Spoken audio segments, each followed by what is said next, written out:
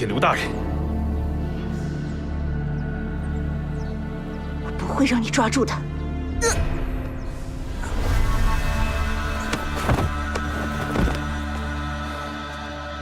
秦捕头，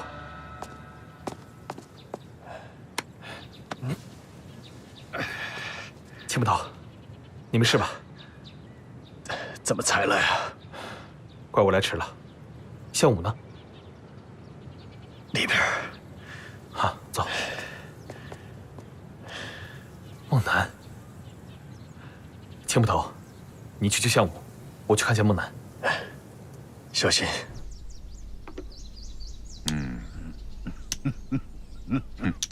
输了。承让，承让，傅大人。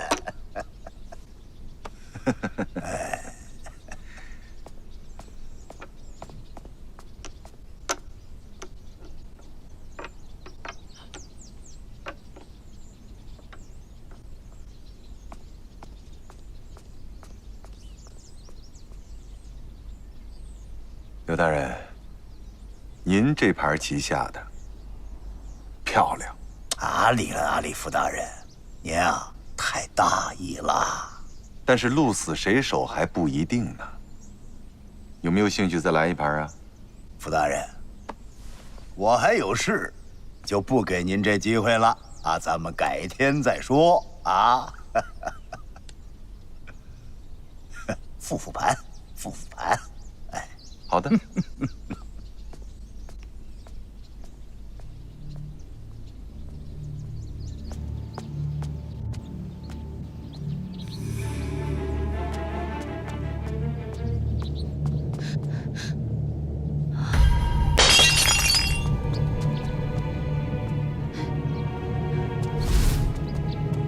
站住！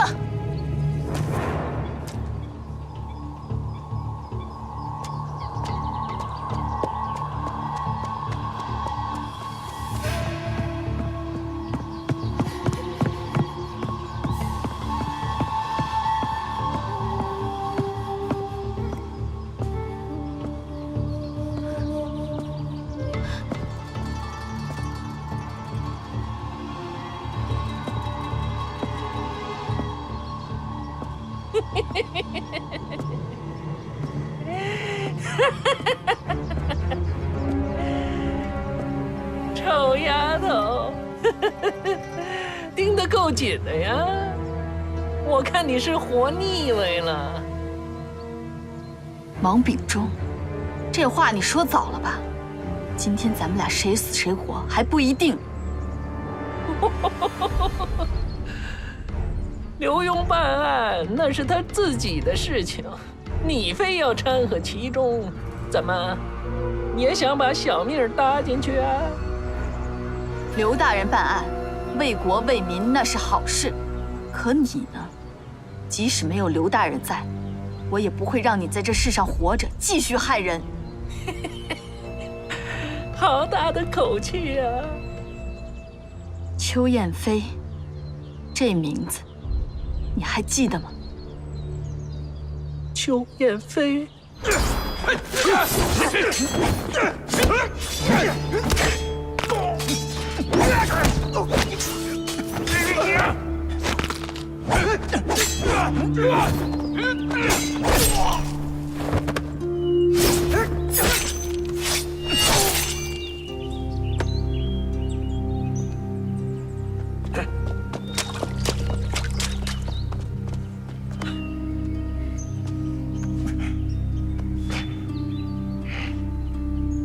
要不是你，我们何必费这么大的周折呀？我真的不明白，你为什么不下毒，把他们全都毒死？你就是以杀人为乐，难道那些孩子也该死吗？你无权过分缘由。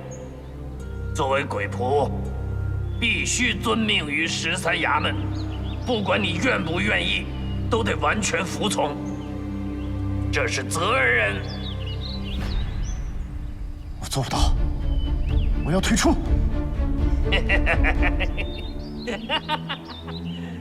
笑话，我没有见过谁能够全身而退的。鬼仆守则，自废武功，还你自由。你要废了自己。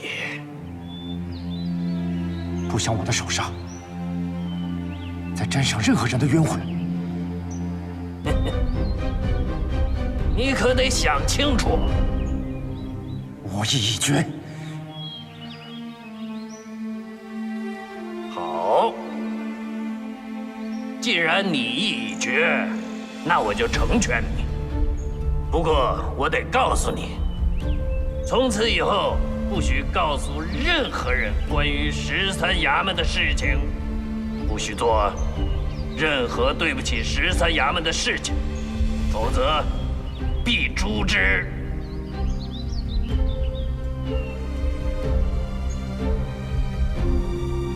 还有，在废了你武功之后，必须3个时辰之内离开京城，否则别说我不讲情义。那个不知死活的仵作邱猛男，如果我要没猜错的话，你就是邱燕飞的女儿。在东昌府，我爹是死在你手上。这雪藏多年的秘密，竟然让你给挖出来了。好，既然这样，我就让你死个明白。我爹真是你杀的？不错，邱燕飞就是死在我的手上。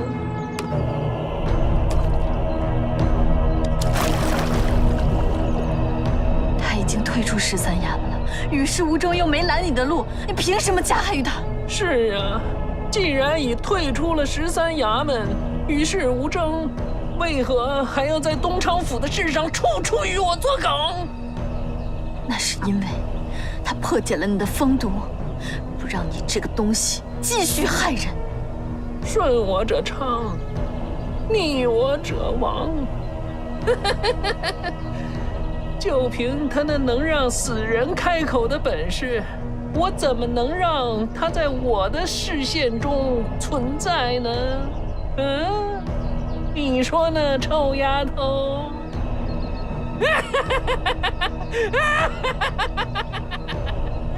你个阉狗！放肆！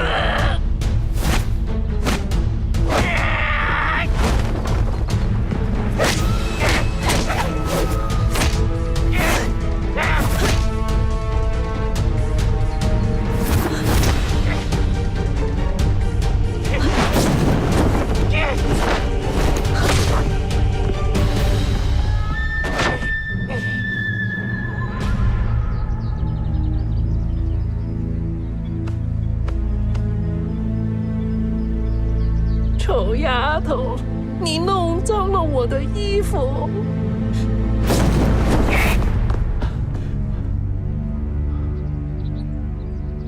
孟楠，孟楠！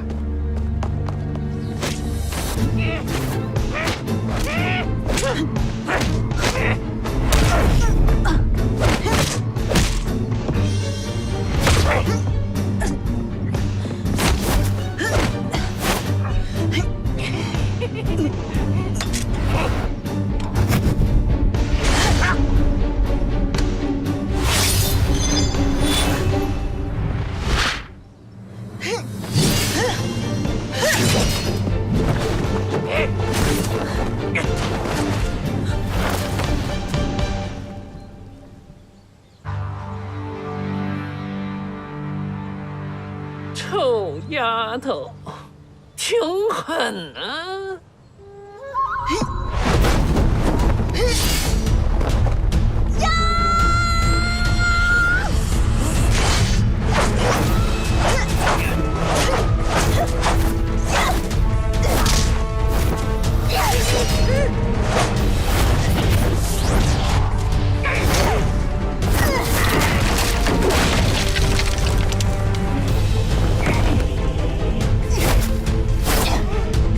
找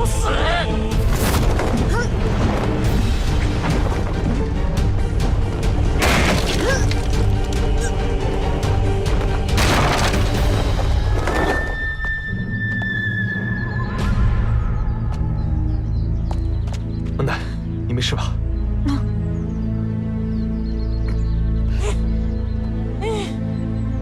对不起，我来晚了。你怎么来了？我答应过你，要帮你为父报仇。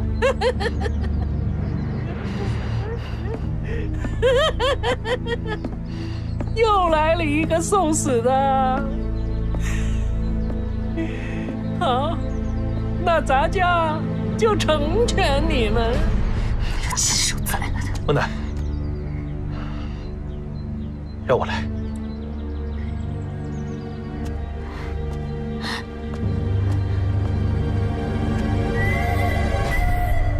王秉忠，你我同朝为官，本应合力报效朝廷，可你为了一己私欲，私自雇养杀手，无恶不作，罪大恶极。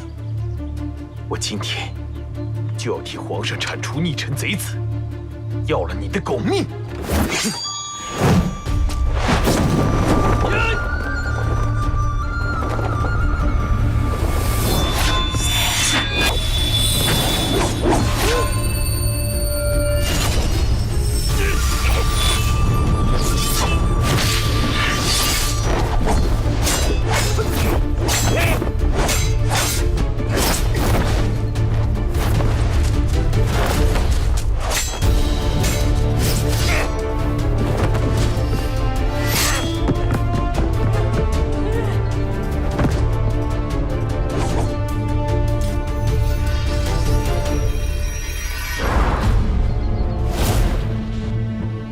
小子，我小瞧你了。我不是没有给过你机会。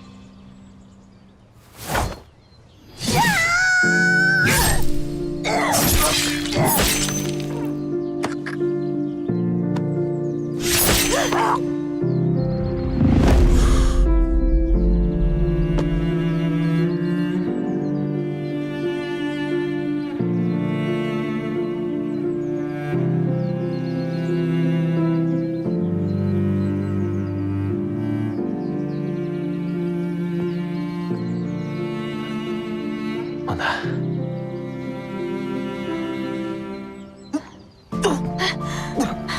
你受伤了？为了你，这都不算什么。你怎么这么傻呀？我一点都不傻，这是我这辈子做过的最正确的事。为什么？因为我喜欢你，真的很喜欢。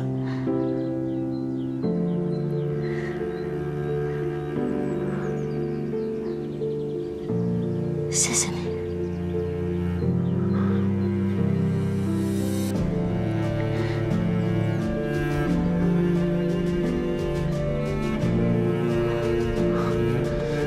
走。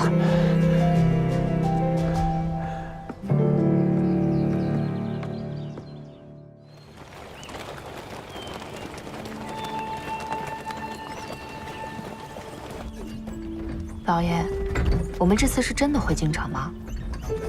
是啊，再不回去，就真没法向皇上交代了。可葛春和项武还没有下落，这走了心里啊也不踏实呢。放心吧，有秦朗跟子枫的，啊，放心。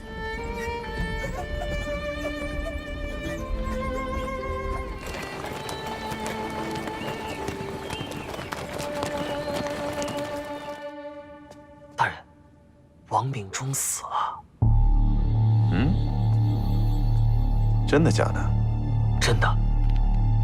傅大人，出什么事了？何大人，王秉忠死了。王秉忠死了？怎么死的？傅大人说他死了，他便是死了，怎么死的不重要。对呀，我怎么知道他是怎么死的呀？反正他是开不了口的。好事儿。老财，在。明天去酒楼备一桌上好的酒席，我要给何大人饯行。是，大人。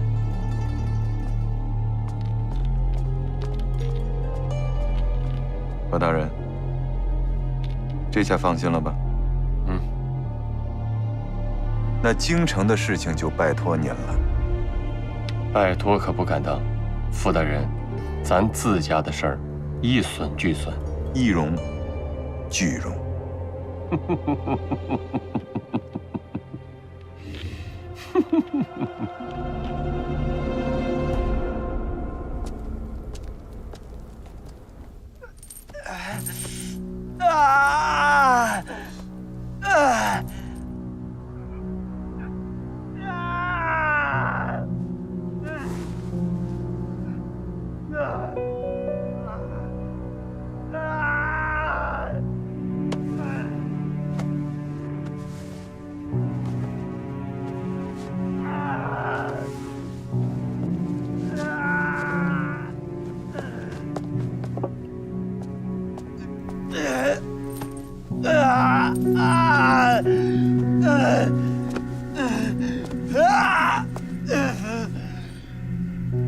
你是谁啊？你怎么会在这儿？大哥，你来这儿干什么？大哥，他是谁啊？为什么把他关在这儿？别管了，跟我回去。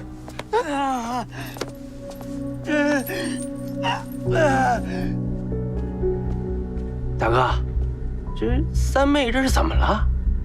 他发现那个疯子了。啊，这该怎么办呢？哎，要不咱们把那疯子扔后山喂狗得了，省得在镖局里边回头惹麻烦。我们只谋财，不害命。他与贾德才的恩怨与我们无关，我们不能害其性命。再说了，你可别忘了，已经跑了一个。如果贾德才管我们要人，我们怎么办？贾德才这个家伙真不是个东西。弄这么俩疯子扔咱们镖局，这是何居心？反正不是什么好事。这两个疯子攻击性极强，像野兽一样凶猛。逃跑的那个伤了我们好几个人，差点出了大事。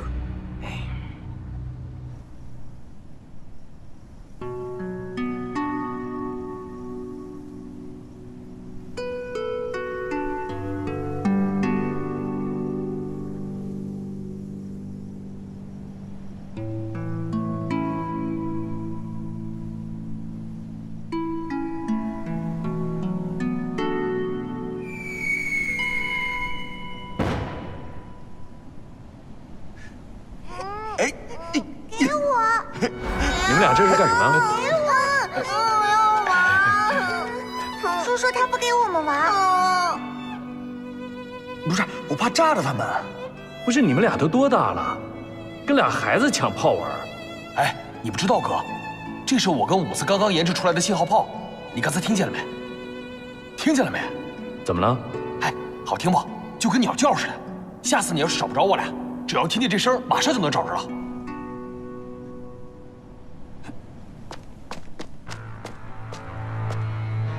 葛春，你在这儿干嘛呢？葛春儿，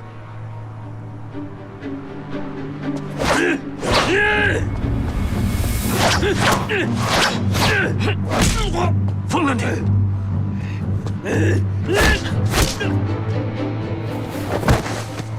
葛春儿，你怎么来了？这不是说话的地方，带他走。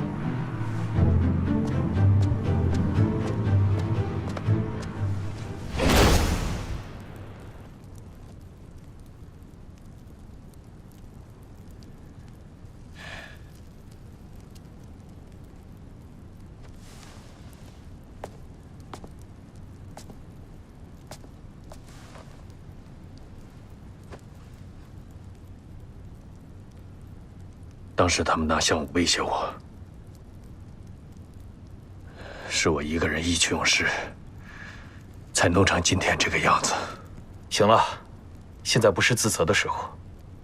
当务之急是让葛春儿尽快醒过来，只有他最有可能知道项武的下落，甚至更多线索。刘大人已经在回京的路上了，咱们一定要尽快拿到账本，否则局面对咱们很不利。账本儿，对，登封镖局的账本。这登封镖局是日昌钱庄的专用镖局，钱庄里面所有的银两去向都会记录在账本里。只要咱们拿到账本交给刘大人，刘大人就会上报皇上，继续追查下去。到时候铁证如山，傅国泰就难逃法网了。你说葛春什么时候能醒过来啊？他就像疯了一样。他呀，8成是中了蛊毒。蛊毒？对。我师父有一个朋友，之前在暹罗学过蛊毒。他说过，这蛊毒可以侵蚀人心，控制人的意志，让人像行尸走肉一样执行命令，杀人，甚至自杀。可谁会这么做呀？我觉得一定跟13衙门有关系。这王秉忠虽然死了，不过中蛊毒的人，蛊毒不会自动清除，之前下达的命令还会持续，所以得找个懂行的人帮忙。你认识这样的人吗？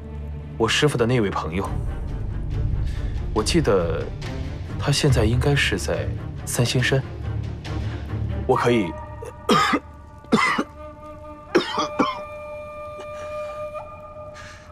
子枫，我没事，青捕头。这样，我现在启程，去三仙山找我师父的朋友帮忙。你留下照顾葛春儿，咱们一定要尽快拿到账本。你内伤很重，一路上一定要注意安全，快去快回。好，你们保重。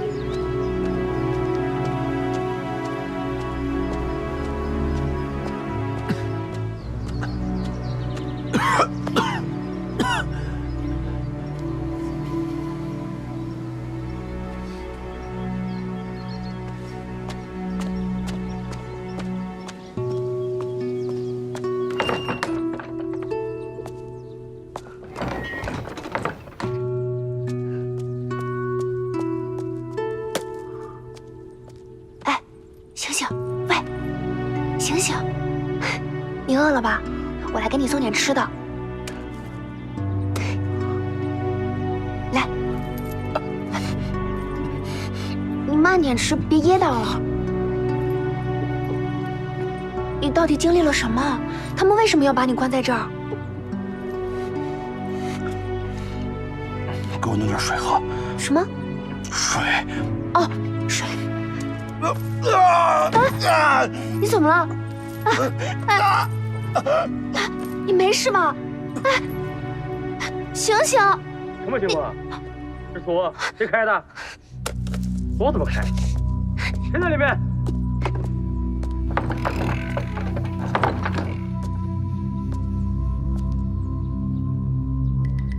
死疯子，又给我装死是吧？啊，老子睡个午觉都不得安生，这就送你去见阎王。住手！你想干什么？哎呀，大哥，还留着这疯子干嘛？弄死他算了。我跟你说过，我们只谋财，不害命。我说的话你怎么就听不懂呢？大哥，你是真不明白吗？啊，贾德才那伙人大势已去，肯定玩完，咱们还押这趟镖有什么意义呀？啊，你什么意思？哎，咱们押的银子是贾德才为他主子从山东老百姓身上抠下来的。贾德才这伙人把弄到的银子让咱们各地的镖局统一送到东昌府的秘密炼银厂，然后再把这些有印记的银子通通融成新的银块，这样就能秘密送入那些地下的银厂。你真的不知道？只要不牵扯到我们就行。我说过，押完这次镖我们就离开。以后就算贾德才还能在山东呼风唤雨，这也与我们无关了。行了，别说了。车装的怎么样了？早装好了，只不过不想送到东昌府了。你想干什么？大哥，那可是几千万两银子，你就不心动吗？啊！别说了，你要是敢这么做，别怪兄弟我不讲情义。你还知道我是兄弟啊？我干了这么多年，我得到什么了啊？目光短浅，胆小如鼠，你是怎么当大哥的你？怎么跟我说话？你要是不同意，可别怪我不客气了。你想造反不成？这可是你逼我的。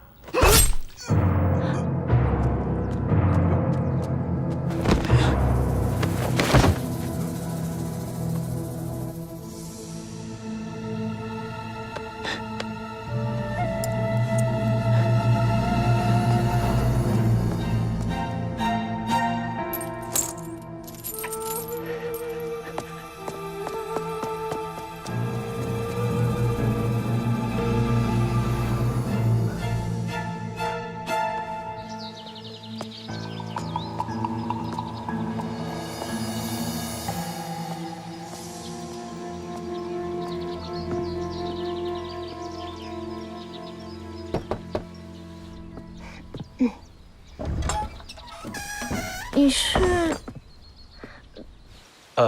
劳驾问一下，这黄婆婆是住这儿吗？你谁啊？找我师傅做什么？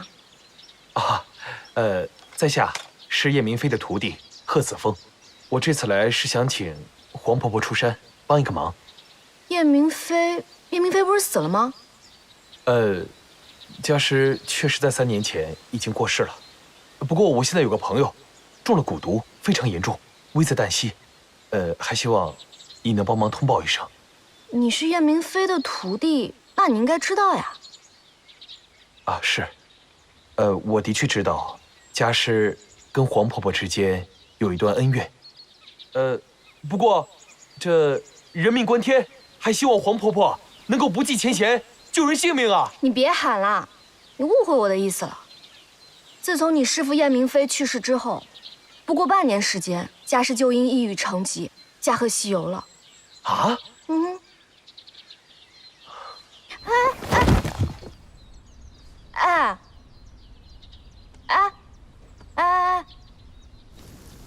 明天这趟镖可以说是非同小可，这是我们镖局成立以来最大的一趟，所以你们都给我提起精神一些。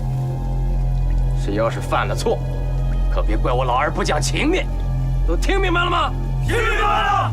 二当家的，二当家的，二当家，不好了，不好了，大当家的出事了，在哪儿？快带我去！是。大哥，这谁干的？这谁下的毒手？二当家的，这一定是那疯子干的。疯子，他人呢？这疯子呢？把他给我找出来，就算掘地3尺，我也要把他找出来，打成肉酱喂狗。去。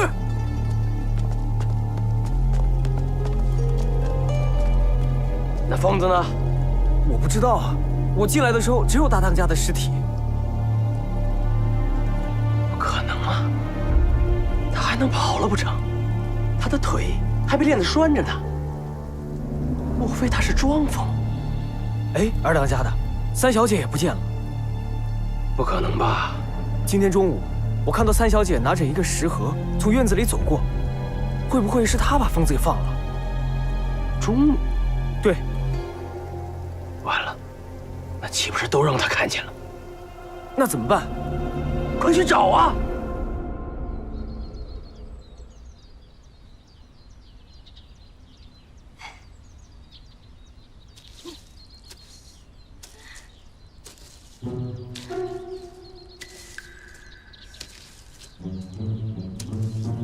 哎，你干嘛？哎呀，你吓死我了！你还吓死我了呢！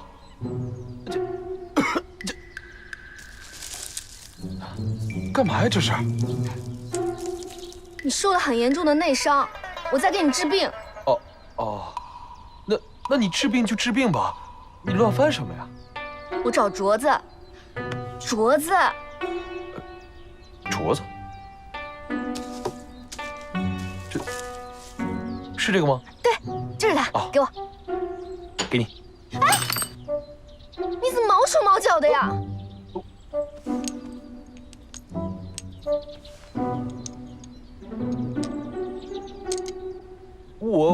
我不是。好了，你的内伤我已经给你治好了，你走吧，别再让我见到你。哎，我不是故意的，哎，真的治好了。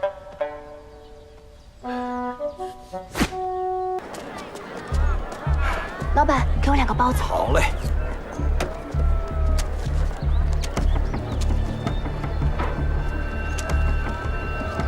谢谢。行，慢走啊，姑娘。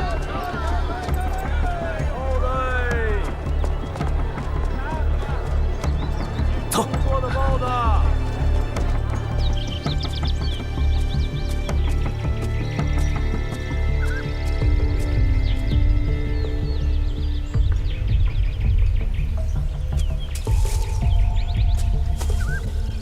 大哥，大哥，进来吃点东西吧。来，快！妹子，我不能吃了，我现在觉得我身体里面全是虫子，我吃了东西，它们会更活跃，我可能会死，会疯掉。可是你不吃东西，你会饿死的呀。我宁愿饿死，也不能伤及无辜呀，妹子。你快走吧，别管我了。不。我不能丢下你不管，要走我们一起走，一定会有办法的。那个人，他连你亲生大哥都不放过。他们现在就在附近找我们，我得去引开他们。哎，别去，妹子，太危险了。大哥，你一定要坚强的活下去。这个账本，你帮我保管好。我们一定会再见面的，相信我。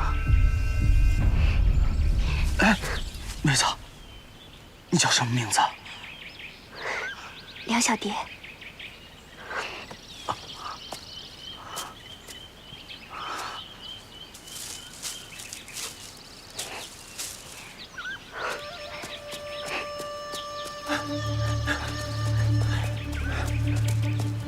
人找到了吗？没有，没有。2个废物！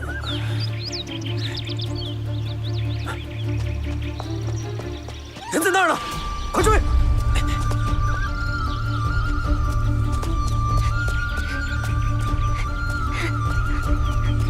站住！别跑！站住！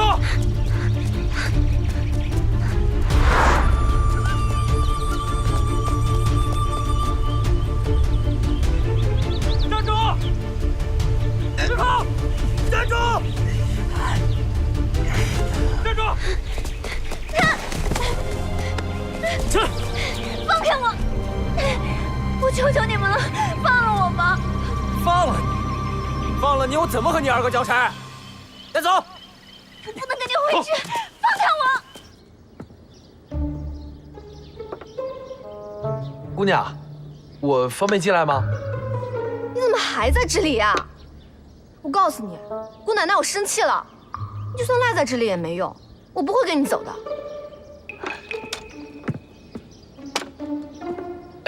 这个，我就是想……我不管你什么御钱不御钱，带刀不带刀。是。弄坏了我的镯子，你就得赔。是。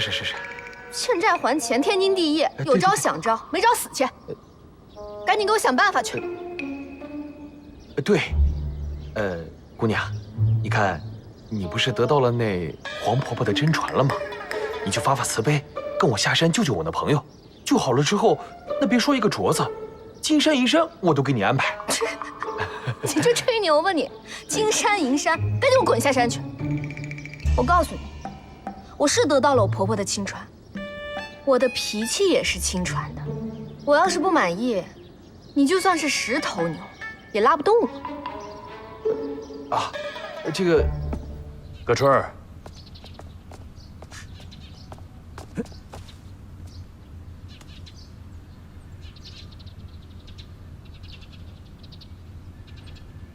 走了。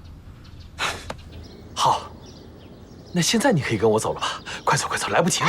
坐下。又怎么了？我还没说完我的条件呢。不是，还有条件呢？我那么贵的镯子，当然不是一个条件就能搞定的。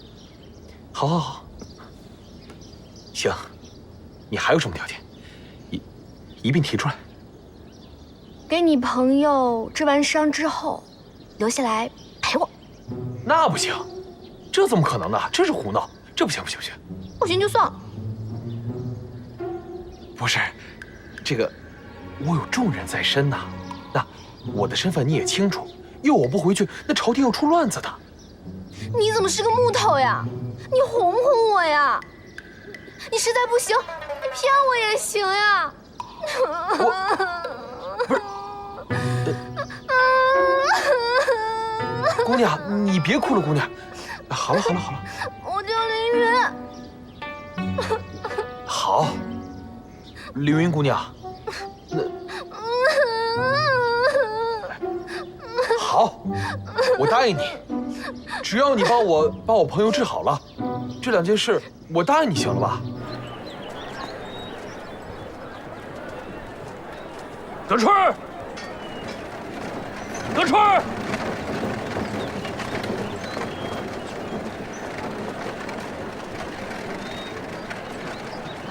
葛春儿。哎呀，一个女孩就别抽烟了，不好看。我愿意。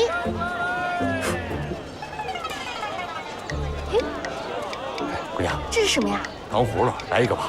哎呀，一个冰糖葫芦，你又不是没吃过。给钱。给，谢谢。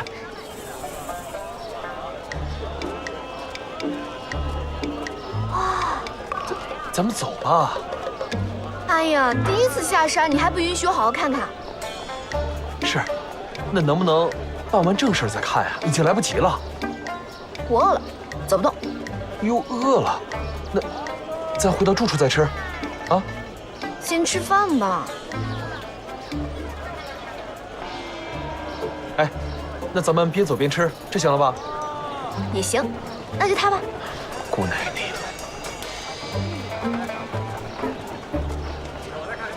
老板，给我拿2个包子。好嘞。快！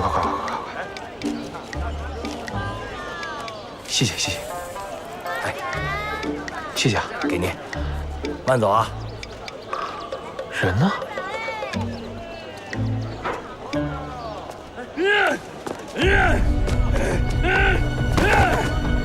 葛春儿，醒醒！葛春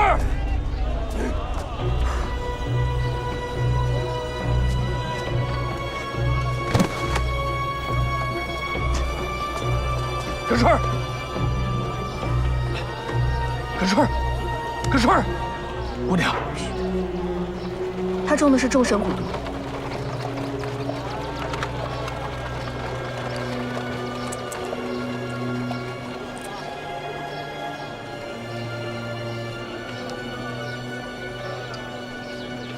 葛春儿，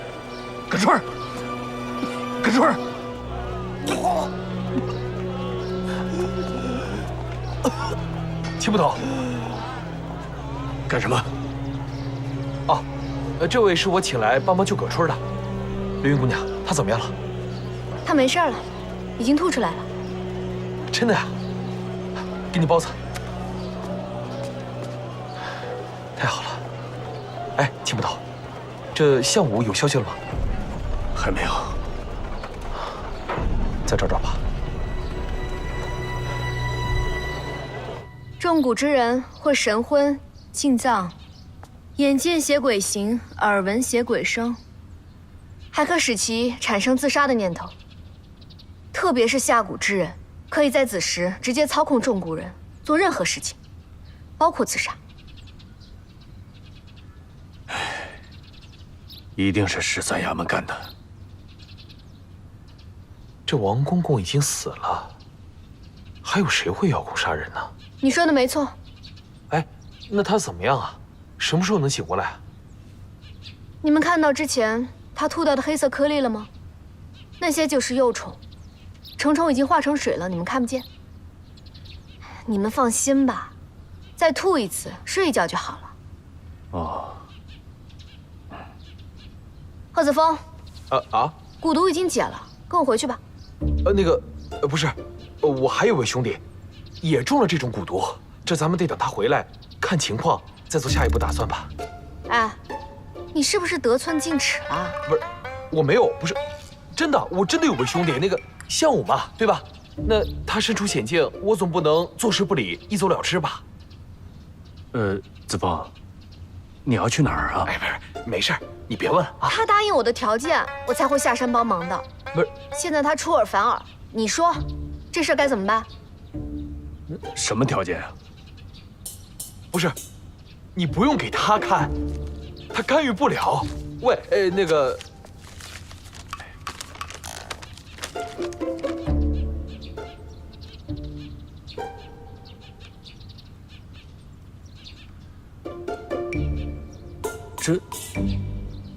小孩子之间的，签了字画了押就是我的人了。那不行，我的事儿还没处理完呢，反正我不能走。行，蛊虫我能解，我也能放。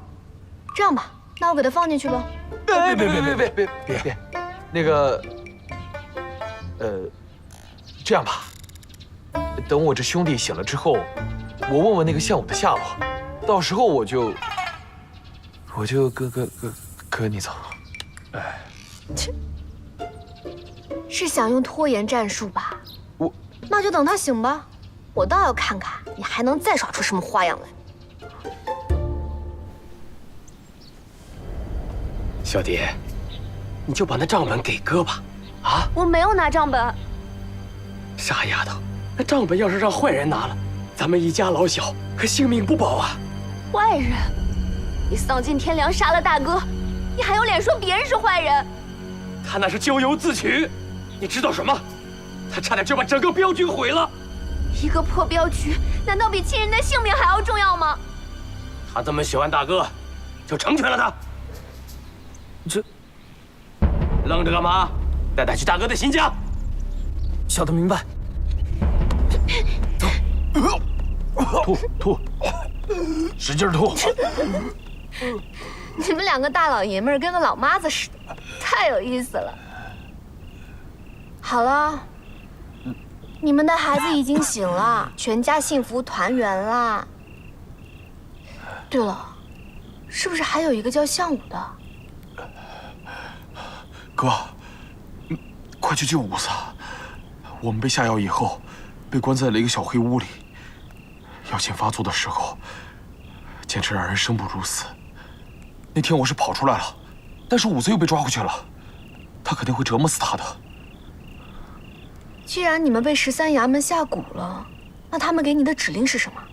杀了刘大人，还有你们。哦，还有镖局的人。杀镖局的人？一定是账本引起的祸端，所以他们要杀人灭口。够阴的呀！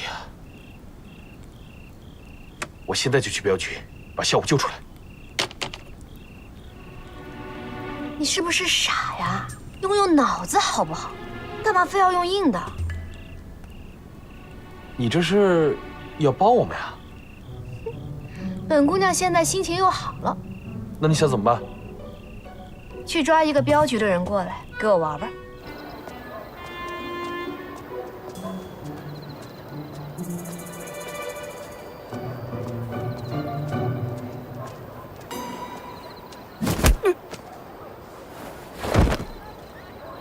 我求求你们了，别再折磨我了。我这儿有银票，都给你们，都给你们。说，项武在哪儿？你说的是那个疯子吧？废什么话，快说！他被三小姐救走了。那三小姐又在哪儿？三小姐被弃在梁家的祖坟里了。把亲妹妹给弃坟里了，她图什么呀？这三小姐拿了镖局的账本，二当家的想要，但三小姐不给，所以就……哎，对，三小姐肯定知道项武的藏身之处，你们可以找她呀。在梁家祖坟，咱们快去救她。是。葛春儿，你们受过的罪，让他也受一遍。好，那他也尝尝这个蛊的滋味。别！我求你们了，求你们放过我，放过我！我求你们了。跑哪儿去了？天马上都要亮了，要的账呢？说话呀，哑巴了吗？听不懂我说什么是吗？你这么看着我干什么？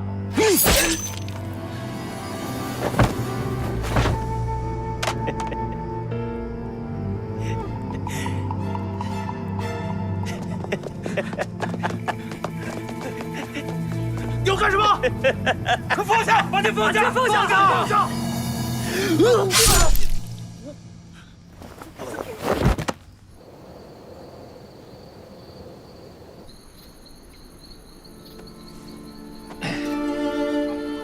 姑娘，想想，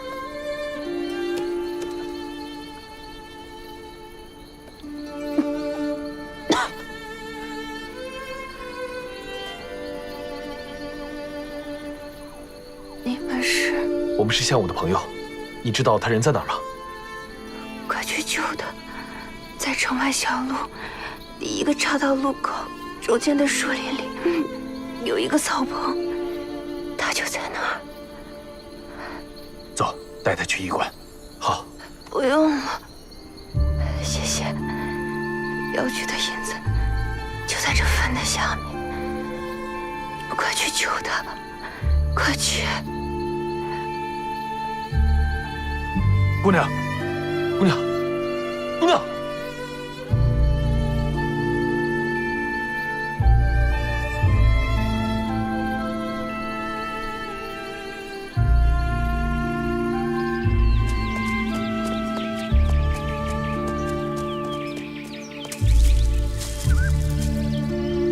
项武，武在。来。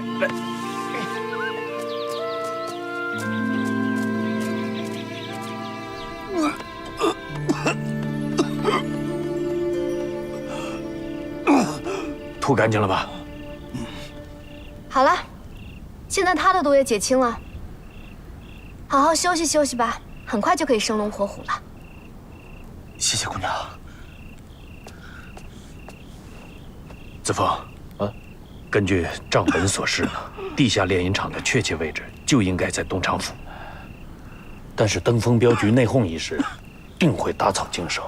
我想是这样啊，从明天起，咱们两个兵分两路，我带着账本到京城找刘大人，你呢就带着葛春、项武，一定要尽快找到地下炼银厂的确切位置，不要打草惊蛇，搜集证据就好。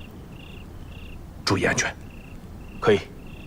那你也多保重。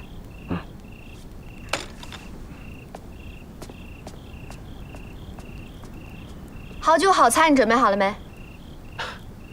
你帮了这么大的忙，好酒好菜算什么呀？你想吃随时都有。那差不多。贺大哥，小蝶姑娘她在哪儿？我要好好谢谢她。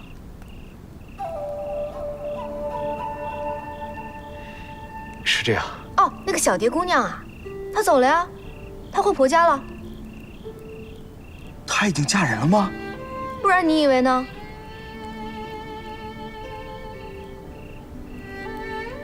那她有没有说什么啊？有啊，当然有，不然怎么找到你的呀？就这些吗？她说账簿在你的手上。还有吗？没了，傻小子，好好休息吧你。我不管你了，我要去好好吃一顿。贺子峰，啊，我们俩的事儿可要好好聊一聊。走，去喝几杯。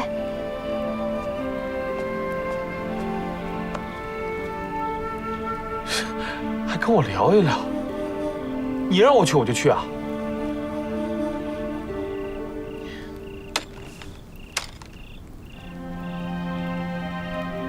你俩欠我的！撤！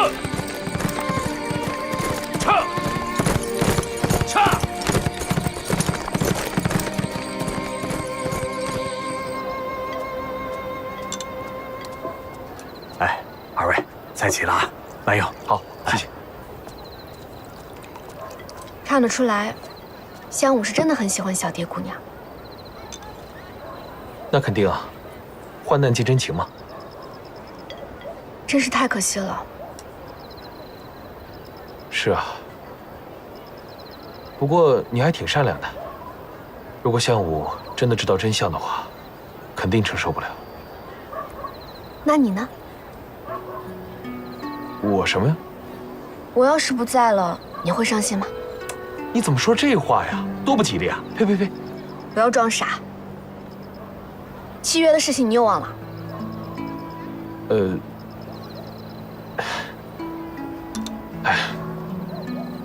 凌云姑娘，是这样，我随刘大人来到山东，就是要把那些贪官污吏绳之以法，还百姓安稳太平的生活。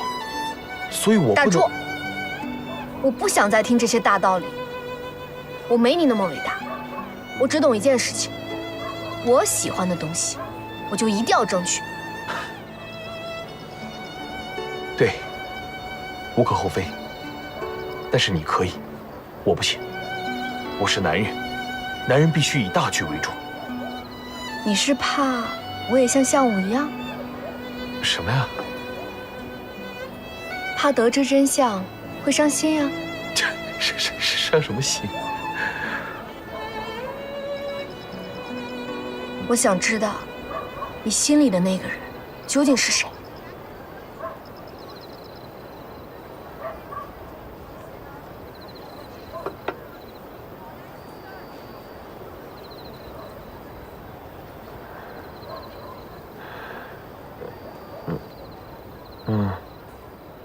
孟南姑娘，我要娶你，我会帮你爹报仇。孟南。孟南，原来他叫这个名字啊！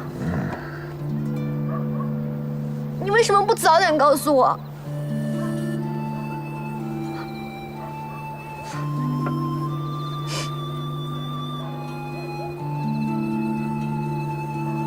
师父，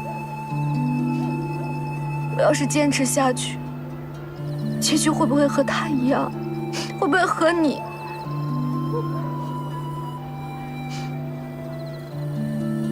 我们师徒肯定都是中了情蛊了。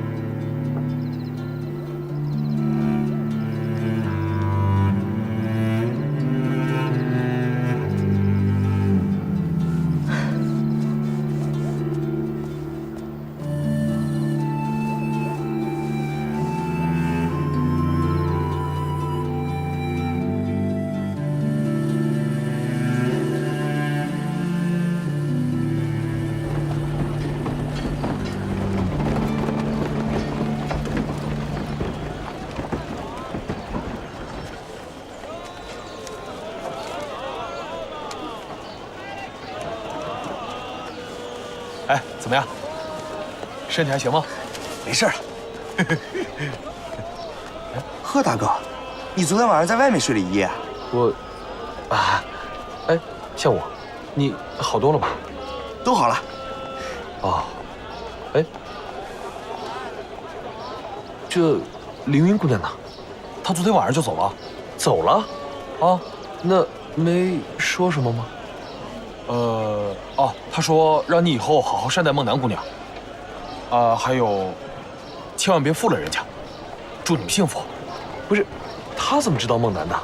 你们说的？不是。好吧。收拾行李，咱们现在启程。去哪儿啊？东昌府。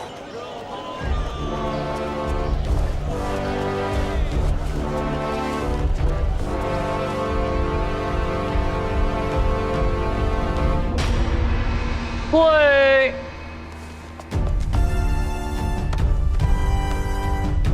一叩首。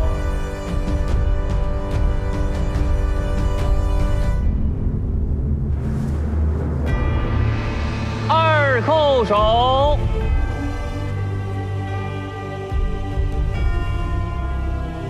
三叩首。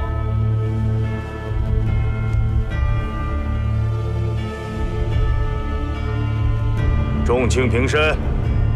谢皇上。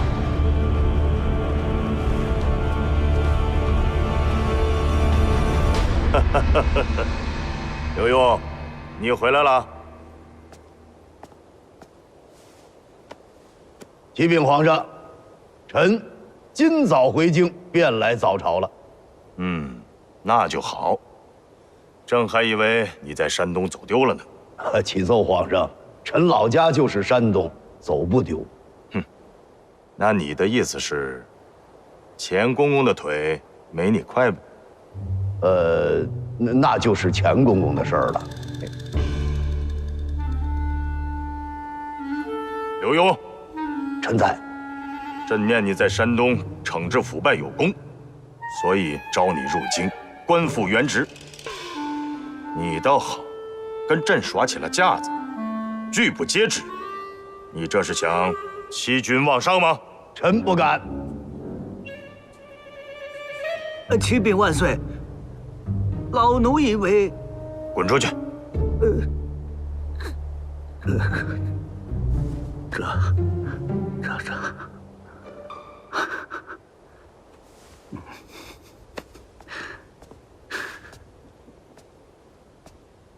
刘墉，朕问你话呢。启禀圣上，臣并非有意抗旨，实是事出有因，不得已而为之。什么原因啊？臣彻查山东布政使臧海坤一案，有诸多嫌疑，另有隐情。什么隐情？臣有密奏。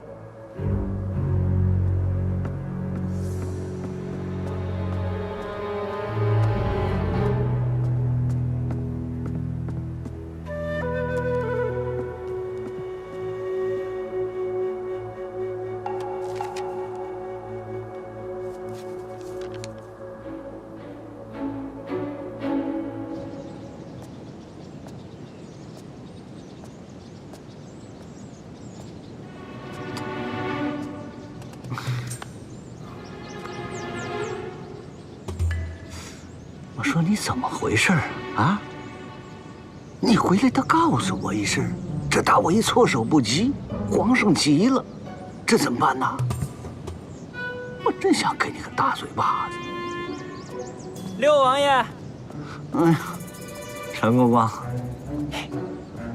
六王爷，您怎么出来了？我没事了。嘿，什么叫您没事了？这不正上早朝呢吗？我知道上早朝，我没事了。哎，陈公公，你想想，太后她老人家这个时辰起床没起床啊？哎呦，哼，这可不好说，奴才也不管这块儿啊。哎呦，不行，我得去寿康宫那儿伺候着啊。好了，走了。六王爷走好。哎。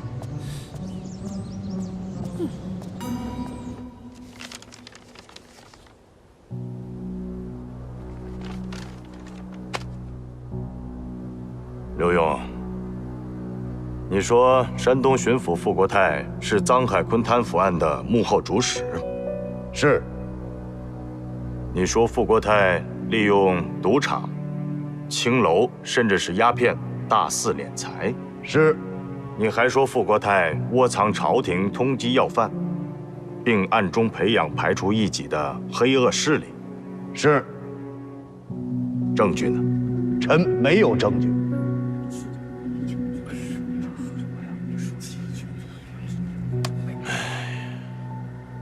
刘墉啊，刘墉，你没有证据就信口雌黄、胡说八道，你是不是觉得欺君罔上的罪名不够，还想加上一条陷害忠良啊？臣不敢。那你什么意思？启奏圣上，臣的本上写得很清楚啊，臣所写的一切都是臣自己的猜测，并无实据，但是苗头指向不容小觑，所以还望皇上容臣继续查下去，待到水落石出，真相大白，还傅大人一个清白。哟，小邓子，嘿，哟，快来！哎呀，六王爷，奴才给您请安了。快起来！我不是跟你说了吗？啊，见了本王甭这么客气啊！我跟你打听打听啊，太后她老人家这时候起床没有？早就起来了。哦，对了，六王爷啊，我刚刚碰到您府上的一个管家，说府上来客人了。这大清早的谁来了？说是一个姓莫的，然后我还告诉您，让您早点回去。我那鸟来了，那我得回去。哟，我就在这儿给太后请个安吧。哎呦，哎，王爷，回见啊！鸟？这姓莫的是什么鸟？还能做客？哎，这六王爷到寿康宫干嘛来了？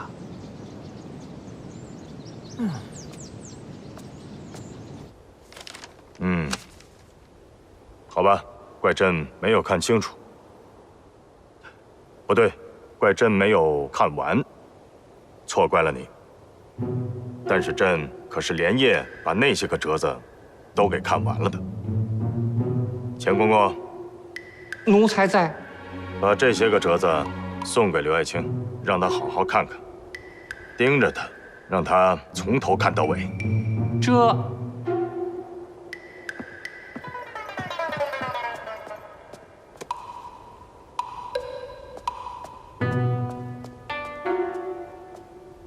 刘大人，皇上说了，让您必须从头看到尾。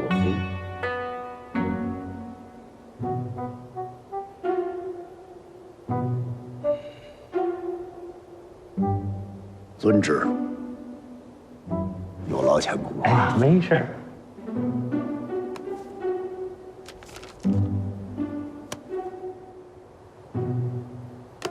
你这翻过来，翻过来。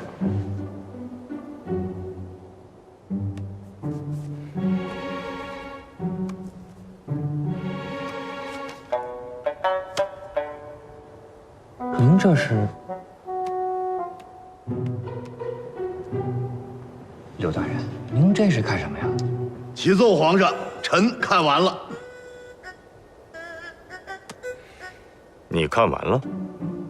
您这是从头到尾都看完了。皇上，刘墉撒谎，他只是看了个头，又看了个尾。这是不是从头到尾啊？您这是？我问你，是不是从头到尾？皇上。好你个刘墉，你和朕偷奸耍滑是吧？好啊，既然你已经说了，从头看到尾，那你就跟朕说一说，这些个折子里头到底写了什么？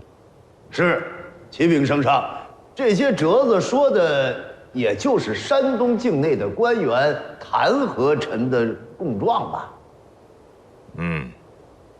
那你具体说来听听。是皇上。臣虽然没有仔细看，但是无非也就是东昌府知府，他能奏我什么呀？啊，对了，我确实是没有跟他完成交接，影响了公务的进行。再有，济阳知府能告我什么呀？扰乱公务，私设公堂，差不多了吧？肥城知县顶多也就是告我一个纵容手下行恶，差不多了，皇上，大概就是这些。不过刚才微臣数了一下，一共好像是23个。好，23个并不算多。整个山东省能给朕上折子的大小官员算起来，也不过180个。这23个还真不算多。启禀圣上，确实不算多，因为以微臣算来，要是这么奏的话，怎么也得再加17、18个才能差不多。好你个刘墉，你还是想凑个整数是吧？朕告诉你，这些个折子里面，只要有10条是真的，朕就可以砍了你的脑袋。启禀皇上，问题是这些折子里的供状，还都是真的。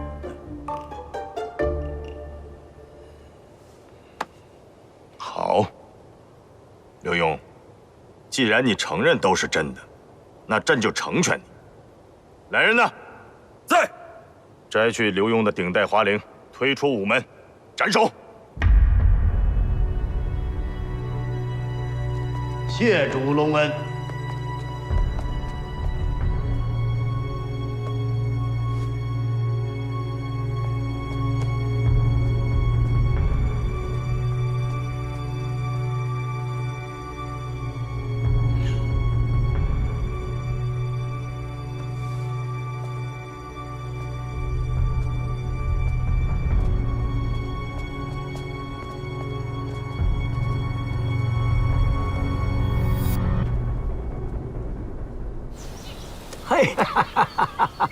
哎，好，这真是好鸟啊！听着玉儿，这动静，有这么一种这个清凉之意呀！好，真好。王爷，这鸟声音虽好，可这色泽嘛，稍微差了一些。那正常。老话怎么说呀？金无足赤，人无完人。那鸟亦当如此。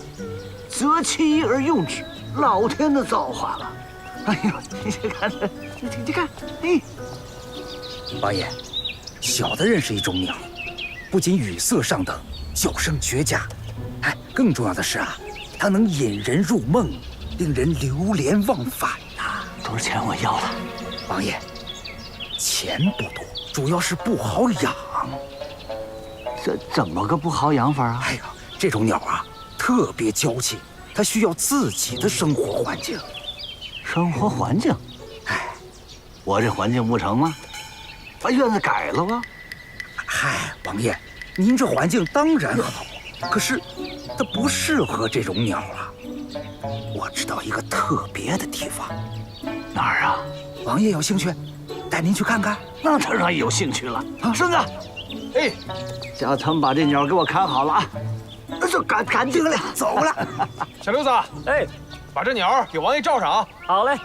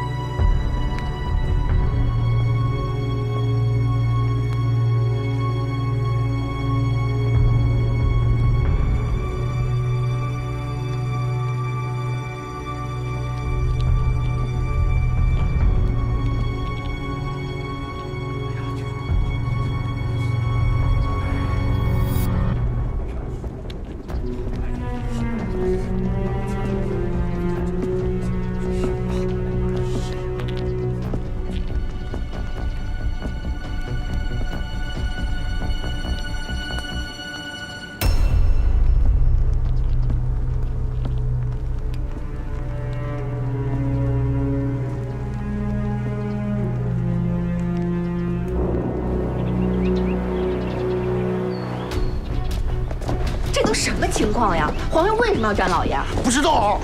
那我爹呢？他不求情吗？刘王爷一上朝就让皇上赶出去了。夫人，咱现在该怎么办？还能怎么办？找皇太后。什么去了墨家了？去他府上看鸟？是啊，这慈明宫的小凳子是这样说的，还听说呀是个贵客。六王爷连安都没请，就着急忙慌地跑回去了。皇上，您息怒，要注意龙体。行了，哪儿那么多废话？你说你跟了朕20年，连朕的心思都猜不透吗？哎呀，皇上不问，奴才不敢多嘴呀。行，今天朕就让你多嘴一回，你说我听听。对于朕想处罚刘墉的事情，你怎么看呢？皇上，您不是真的想斩了刘墉，是吓唬吓唬他，让他知道该做什么，不该做什么。但这刘墉啊，不知好歹，皇上您现在是骑虎难下。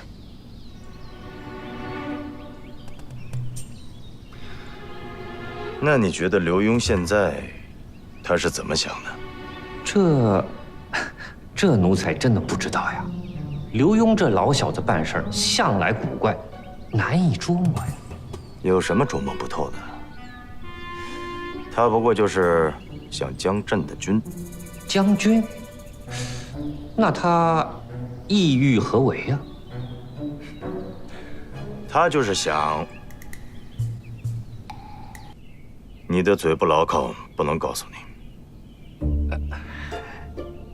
对了，派人去趟寿康宫，如果看到婉儿格格去了的话，立刻回来禀报。是。哎，皇上，今儿是太后礼佛的日子，他老人家一大早就去了雍和宫了。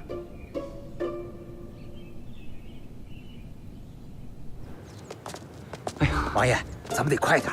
哎呦，赶不上了。没事儿。你这地儿快到了没有？前面就到了。哎，王爷，王爷，您可慢着点身体呀！什么慢着点，这快着点。这那么着急呀，快到了没有啊？慢着点。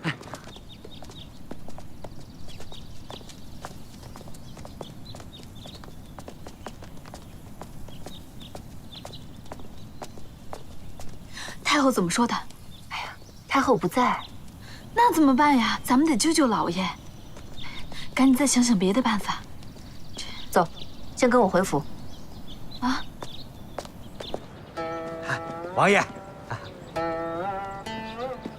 嘿，莫三儿啊，咱不是看鸟吗？怎么跑鱼池来了？这个？嗨，王爷，鸟儿就在里面呢，是这家掌柜养的。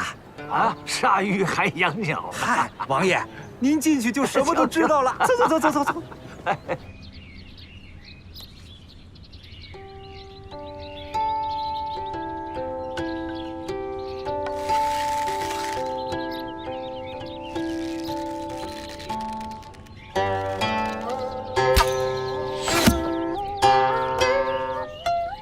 哎，哪儿啊？哎呦，六王爷，这小子谁呀？程掌柜的。掌柜的，王爷来看鸟，鸟呢？哦，鸟在里边了。王爷，请。请王爷。请。哎呵，啊，走。哎，王爷您慢点啊。哎呦，嘿。我这没见过呀，是不是啊？西洋的玩意儿啊！还哈喽呢！哈喽，你这有意思。哎，莫三儿，你小子嘿，行。哎，回头我得给你赏钱啊！今天真是没白来呀！哎，你看。哎，这可真是有办法，你们啊！六王爷，怎么样？我没骗您吧？哎呀，好，莫三儿，真有能耐，有本事。你看王爷多开心呐！哎，你这什么鸟啊？这是？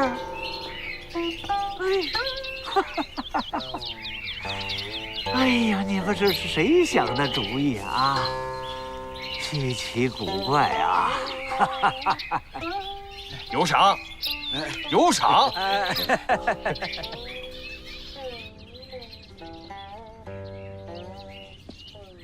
小六王爷，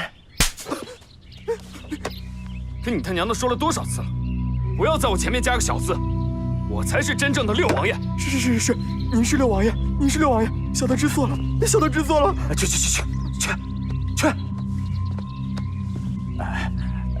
六爷，您这儿没什么事儿了吧？没什么。那老东西怎么来了？那是我们掌柜的一个朋友。朋友？什么朋友？这小的就不知道了。真不知道？真不知道。哎，六爷，您这是怎么着？见你们掌柜的都不行了？哎呦，不是，六爷您误会了，小的不是这个意思。咱这儿不是也有规矩吗？狗屁规矩！爷可是当今圣上的亲弟弟，大清朝唯一的六王爷，所以本王就是规矩，知道吗？知道，小的知道。告诉你们掌柜的，他爱巴结是巴结谁，本王不管，但要坏了本王吃鱼的心情，别说你一个小小的鱼池，就是10个鱼池也他娘的给他掀了！哎呦，六爷恕罪，一帮狗奴才恕罪。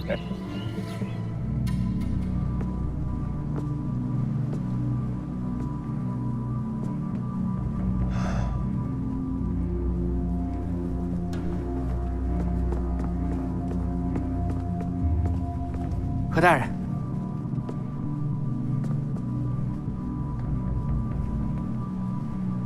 这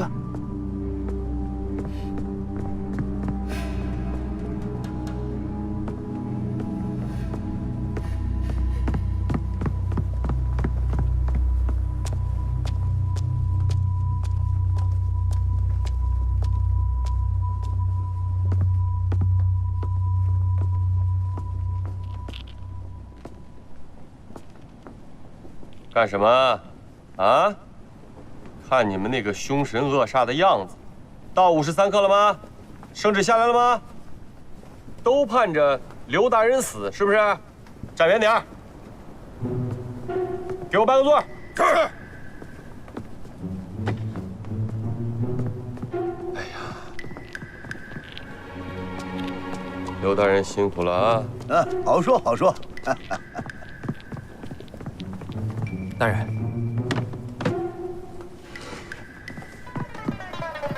刘大人啊，本来呢是想给您也拿个座儿啊，可是这么多大人看着呢，不合适。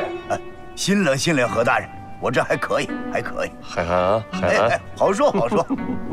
哎，何大人，这有个不情之请啊。您说，我这跪一上午了，我跟地下坐会儿行吗？您随意。多谢。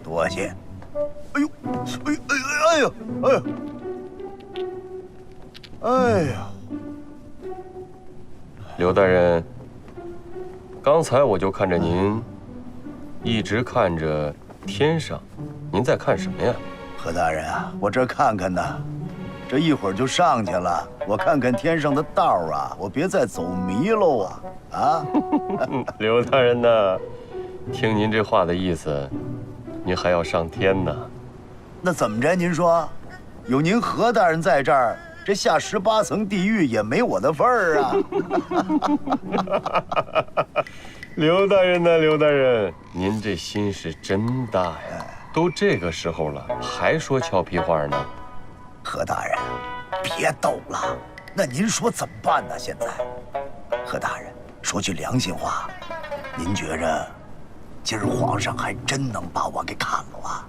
怎么着，刘大人，您这是真害怕了？何大人，开什么玩笑？掉脑袋的事儿，谁不害怕呀？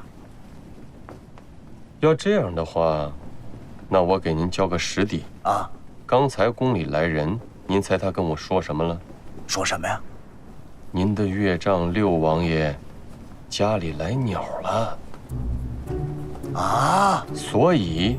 他根本就没去见太后，完喽！但是，好像婉儿哥哥去了。那管什么用啊？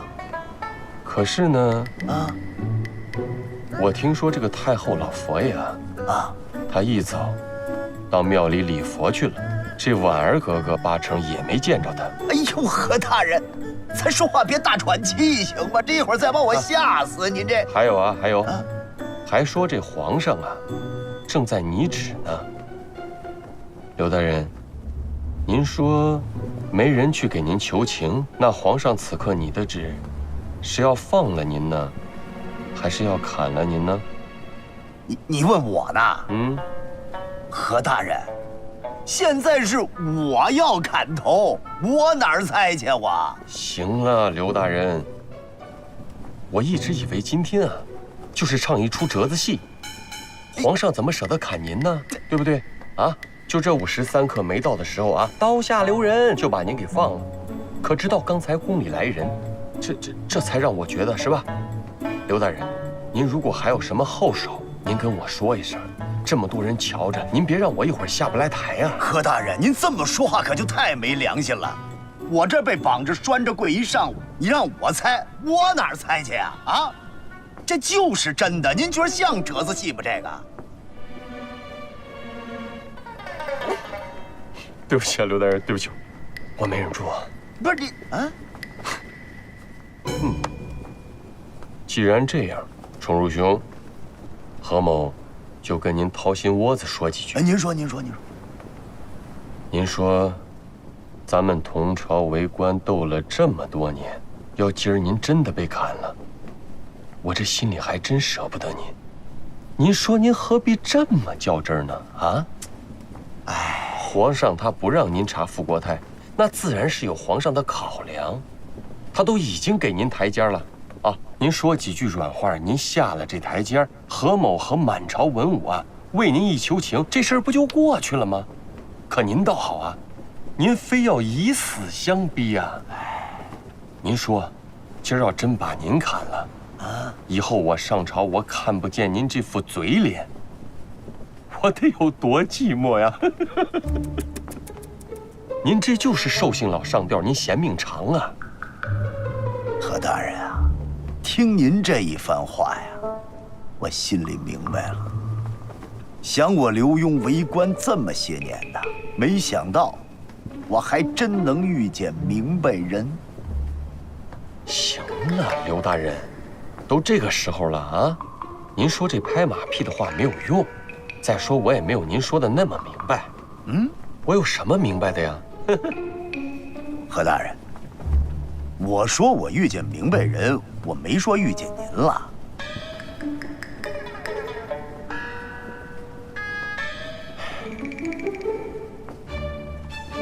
把座撤走。是。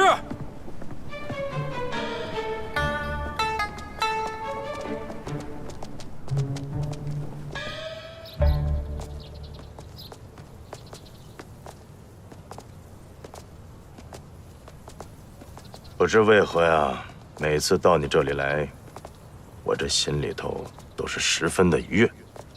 黄先生日夜操劳，难逃尘嚣纷扰，来此清静读书之地，故而悠然自得呀。你说的有道理。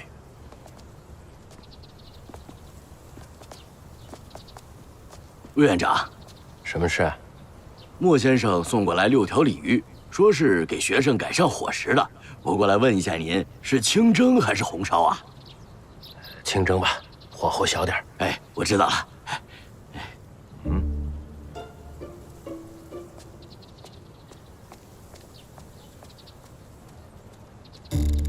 魏院长，为何你的书院里还有如此相貌丑陋之人呢？黄先生，此人程八尺，是我的一个同乡。别看相貌丑陋，可是却有一手极好的厨艺。前些时过来投奔，我就把他留在书院的后厨了。厨艺好也不成啊，就这张脸，看着就反胃。是，就你话多。奴才多嘴。黄先生，请。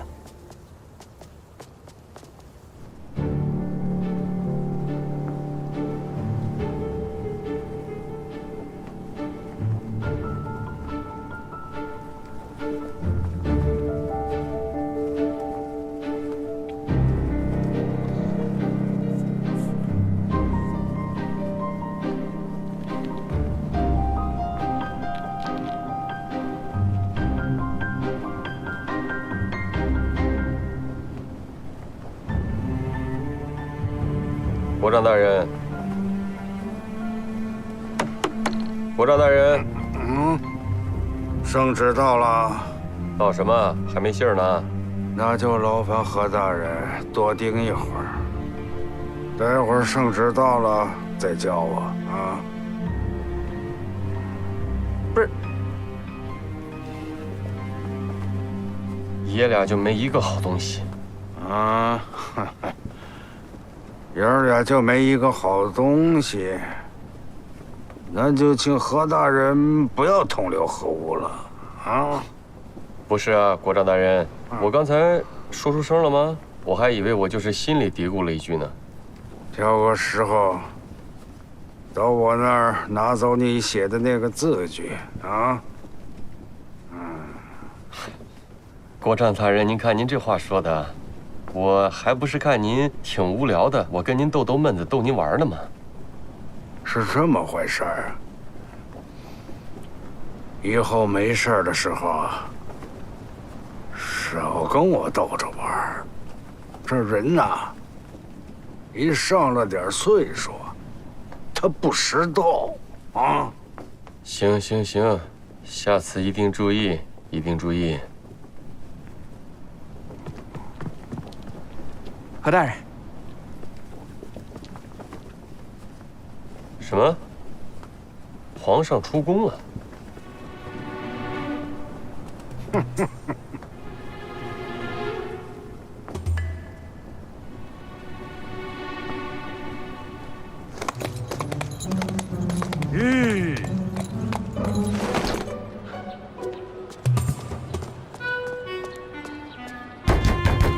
开门！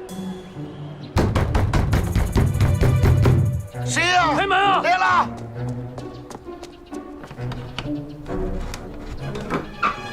秦大哥，你怎么来了？出什么事了？你怎么穿成这样了？给老爷办丧事了。哎哎，我没说完了。多放点啊！秦大哥，你看，秦大哥。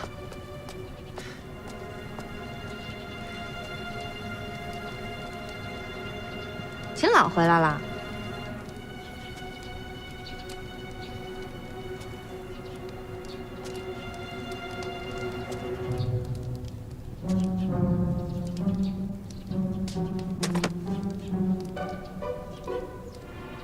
大人，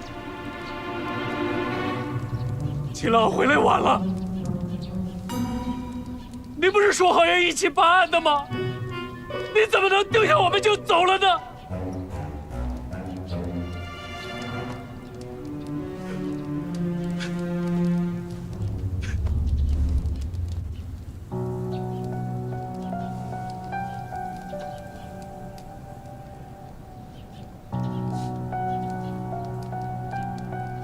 你们两个是怎么办案的啊？我这就几天没回来，出了这么大的事儿，你们两个干嘛吃的？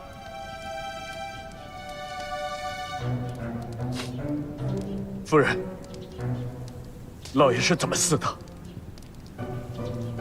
谁告诉你老爷死了？夫人节哀，您的心情我能理解。您就说吧，老爷到底是怎么死的？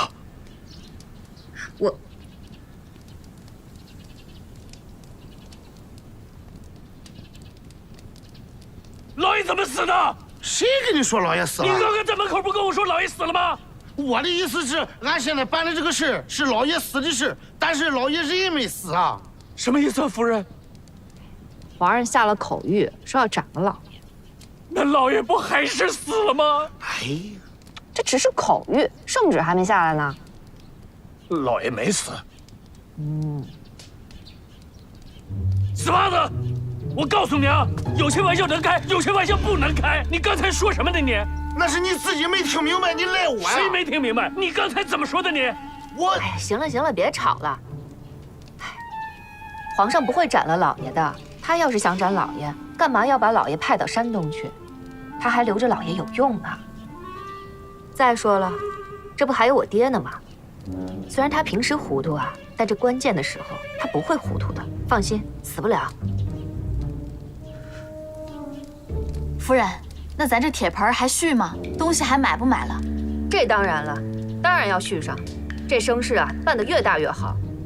虽然老爷死不了，但没事干嘛要把老爷推到午门去，晒上一天啊？这事办得不厚道，丧气。七仔，哎，把消息都给我放出去，让大家把请柬都送出去，让文武百官都看看这忠臣都什么下场呀？看大家以后还敢办正经事儿吗？夫人，消消气，七仔这就去。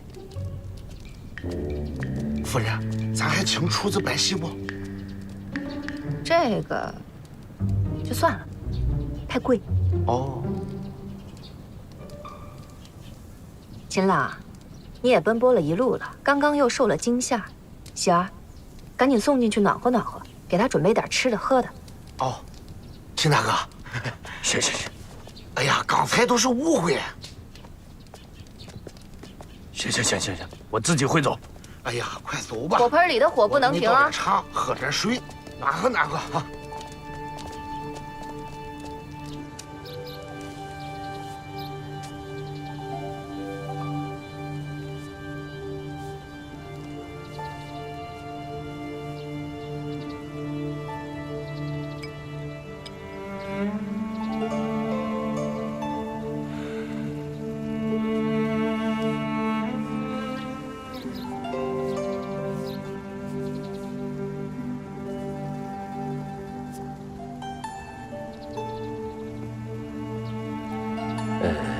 皇上，心不静啊。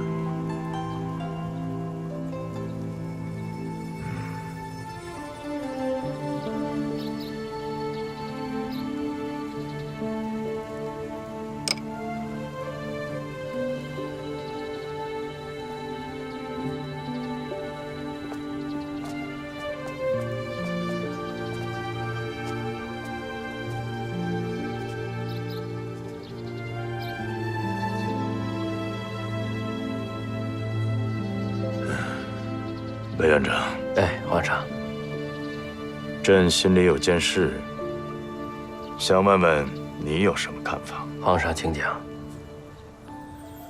近日朝堂之上有人状告国舅，说他贪赃枉法、徇私舞弊，而且还……总之都是十恶不赦之事嘛。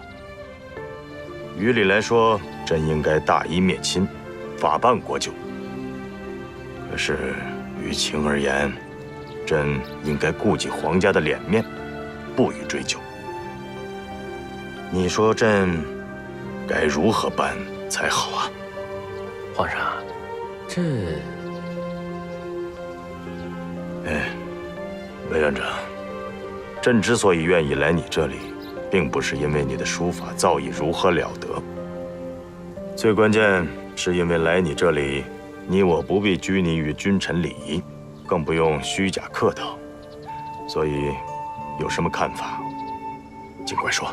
是皇上，以草民之见，跟皇上心中答案相同啊。你知道朕心里有什么答案吗？舍得，有舍才有得呀。这个道理，朕自然明白。可是，一边是忠臣良将，一边是皇亲国戚，朕应该舍谁，又该得谁？舍奸邪，得忠义呀。你的意思是要朕大义灭亲吗？不，皇上，国舅爷虽然枉法，但毕竟是皇家之人。正如皇上您所说，牵扯到皇家脸面，不可轻动啊，只需暗中警示其予以收敛即可。故而国舅应得。而那告状之人，既然敢于直言进谏，想必一定是国之栋梁、忠义之士，所以也是应得呀。魏院长，刚才你说要舍奸邪得忠良，可是你的这番话里头没有奸邪之辈呀。皇上，奸邪并非是人，而是权。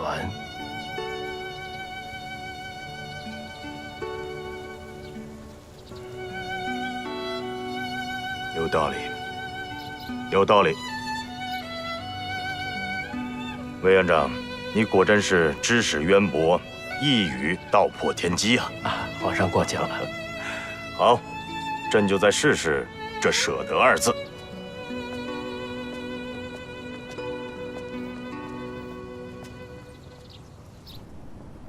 圣旨到！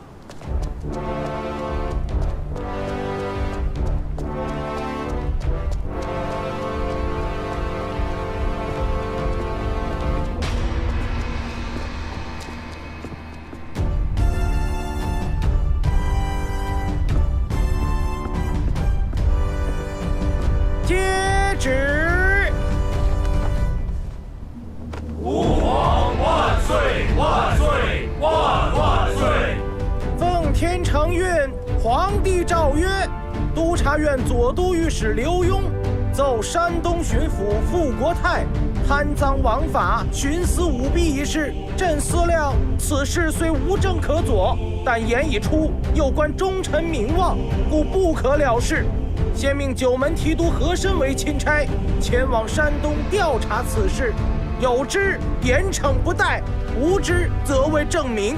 另山东各部官员弹劾刘墉玩忽职守一案，经查大部属实，但其认罪且无狡辩，是为悔过之心尚存，又念其以往之功绩，故免死罪，贬为庶民，钦此。吾皇万岁万岁万万岁！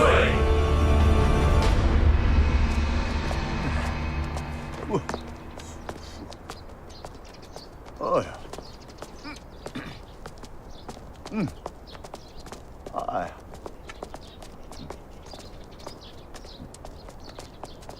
刘大人，哎，哟，何大人，哎呦喂，何大人，这一上午您陪着我得多辛苦啊！我这职工之令给您行一个啊，我这……哎呦，行了行了行了，崇儒兄，您就别逗我了啊！我找您呢，是想跟您说点正事儿。何大人，您这就玩笑了。您朝堂一品大员，我普通老百姓，您能有什么正事儿啊2斤大红袍，我跟您说一件事儿，您帮我分析一下。那行。崇儒兄，哎，皇上派我去山东查傅国泰一案，您觉得他是真的想让我去查案吗？何大人，这不是明摆着的吗？皇上不想办傅国泰啊，此事事关国家颜面，他就这么点事儿。要是依您所言，事关国家颜面，那这案子不查不是更好？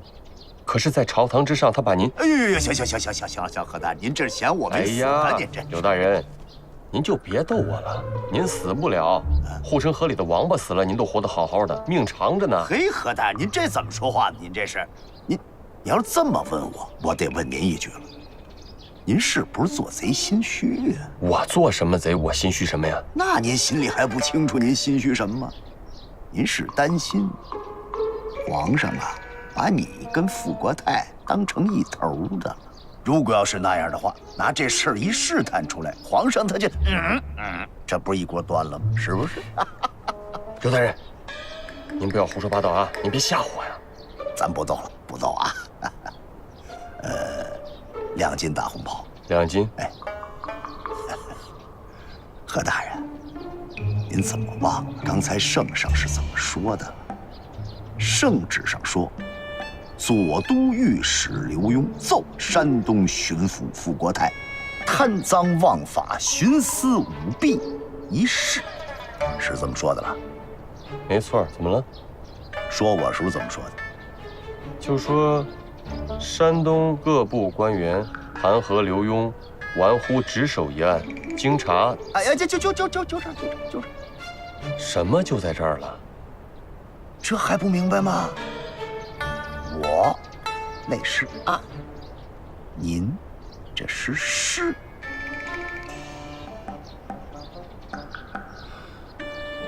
崇儒兄的意思是，皇上派我去山东，只是平事儿，不是查案。这您还有什么不放心的呀？哎呀，崇儒兄这么一说，我就放心了。哎，谢谢。2斤大红毛，得嘞。回见，回见，回见，慢走。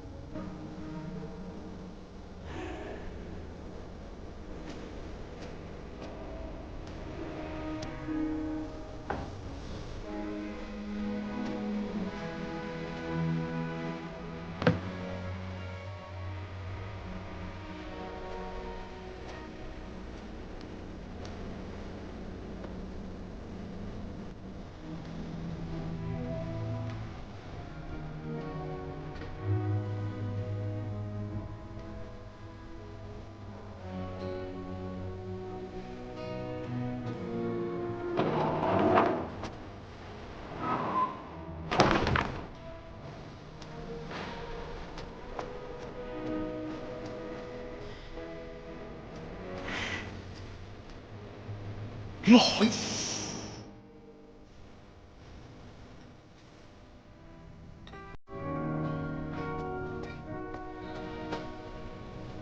老爷，夫人说的准呀，你真没有死啊。夫人可好啊？好着呢。老爷，你在这里坐着干什么？上屋里头去吧。等会儿，媳儿。啊，咱们看看。这有什么好看的？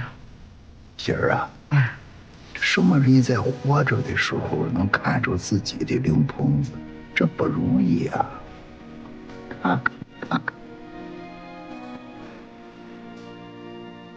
媳儿，哎，这是你打的？不是，我没有打。老爷，要是我打的比这好啊。小胖子是你吗？他不是我，老爷，你可别开玩笑。老爷，这都死了，我也没见你把老爷那个骨啊给我发送。老爷，你要是真死了，我都想好了，我把那个锅带到身边，锅在，我在。你哭什么哭啊？老爷又没死。老爷没死，老爷没死。媳儿啊，你说人活100年，最后也就是这个。媳儿，你说人都有一死，那咱们这个案子是撂下不干了呢，还是把它干好呢？老爷，咱不干了。幸亏没把你脑袋给砍了，要是砍了你的脑袋，你说咱这一大家子人家怎么办？我倒不这么想。你是怎么想的？既然人都有一死，要么不干，要么他娘的一竿子插到底。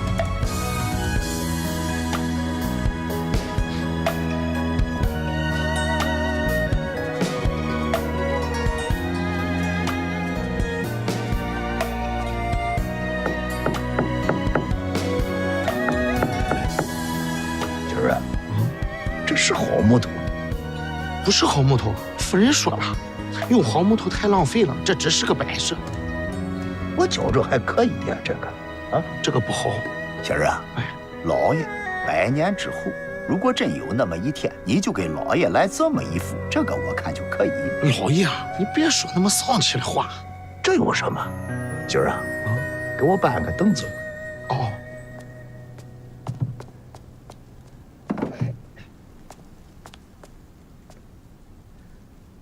老爷进去试试。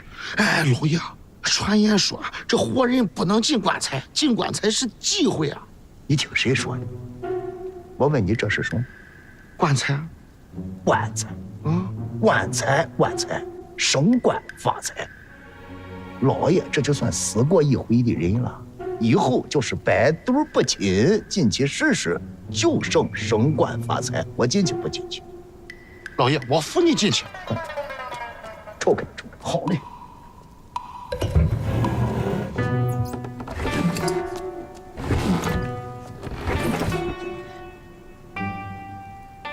还挺好。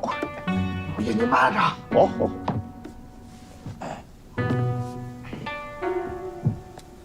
老爷，六王爷来了。请啊。仙儿啊。明白了，老爷。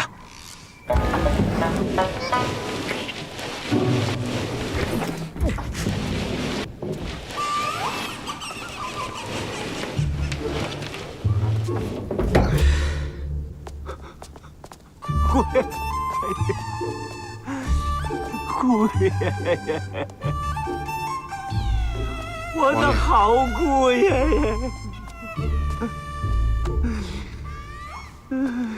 我的好姑爷，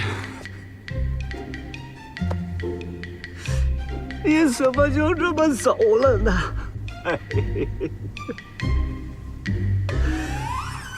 你在满朝文武里可是个大忠臣呐！你这一走，奸臣当道，这皇上可怎么办呢？我闺女可怎么办？这不是守寡了吗？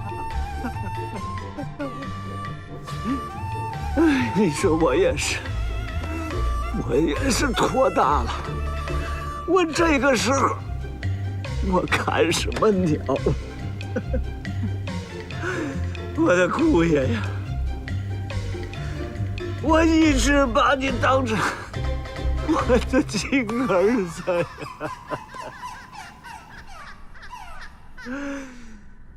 姑爷呀，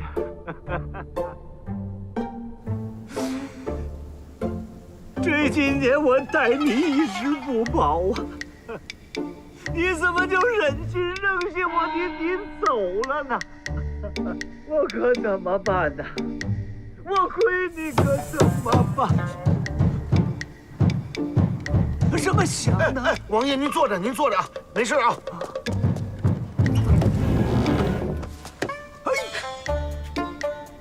岳丈大人，说得好啊！别怕，别怕，我的。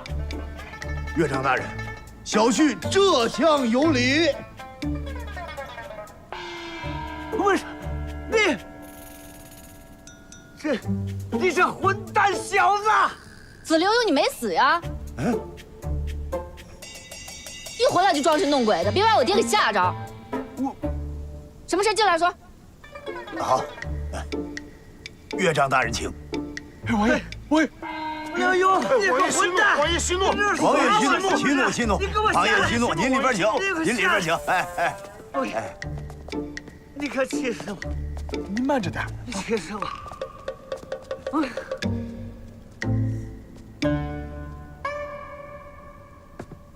岳丈大人千万不要生气，我这人跟您逗着玩呢，玩笑开过了。您喝茶，您喝茶。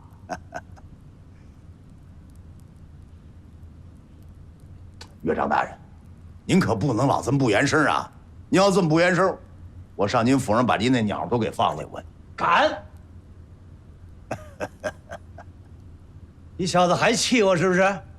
我跟你说，那些鸟是我这些年的心血，动它我跟你玩命。明白。那您得说说呀。今儿我这脑袋可差点没搬了家，这事儿岳丈大人不得说两句吗？你说我说什么呢？你当时怎么想就怎么说呗。那我没怎么想，我怎么说呀？看来我还得放你鸟去，我这。哎，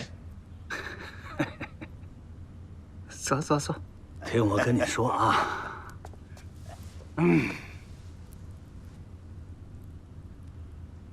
是这么回事啊。自打皇上一赶我出去，我心里就明白了，皇上是想让我找太后去。我可真去了。可我打那儿一出来，我这么一琢磨呀，这事儿不对。你说我要真这么做了，我这贤婿就平安无事了。那你要平安无事了，那可是要出大事儿了。不是，等会儿，岳丈大人，我怎么越听越糊涂？什么叫我平安无事到出大事？您还是盼着我死啊？这不是，我不是这个意思啊。那您是什么意思？我就跟你明说了吧，我不想让你当这个官儿。哎，岳丈大人，这刚才跟棺材那儿您说的可不是这个啊！您那都不算数，此一时彼一时。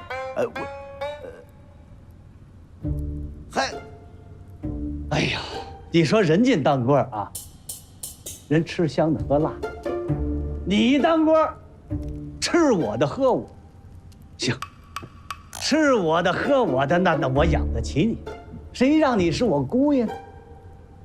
我也不能眼瞅着我闺女，那跟你遭罪受苦，是不是？是。可是咱不能顶撞皇上。那皇上是谁？真龙天子九五之尊呢，一句话能灭你九族啊！我知道你心里怎么打算的，啊？你到山东调查富国泰，那动静太大了，搞的是满城风雨，尽人皆知。那人家有防备了。那老话怎么说？啊，猫抓刺猬，你当时是下不了爪了，是不是？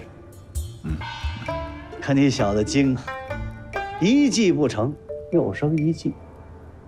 你回到京城，你气皇上，让皇上诚心定你的罪，哎，你再把我给搬出来，让我去向太后求情。你再说什么？我不再调查了。嘿，这么一来，你左都御史这官儿还保住了，你说你可多精啊！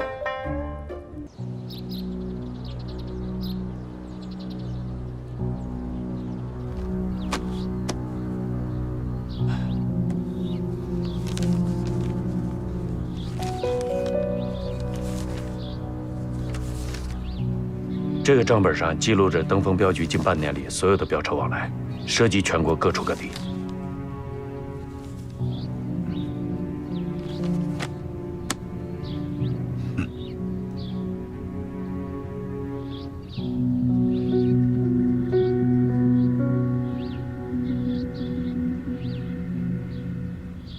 秦捕头，有话说呀，说，别憋着。我听说您被贬为庶民了。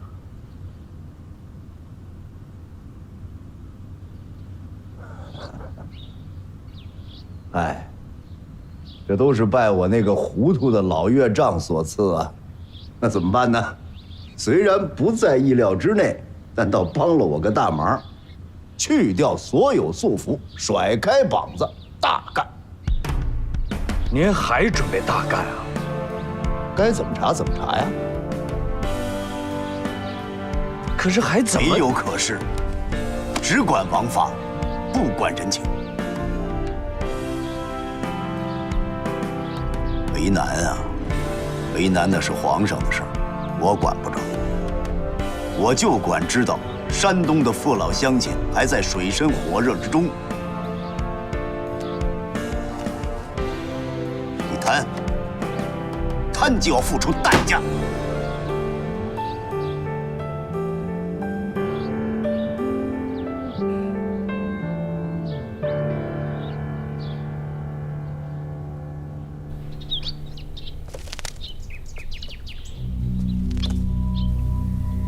掌柜的，什么事儿啊？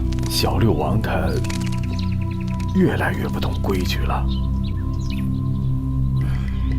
我知道了，下去吧。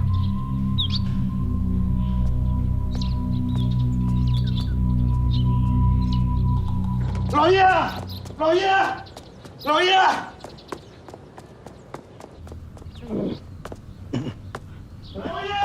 老爷，老爷！哎呀，皇宫里今天出大事了，老爷！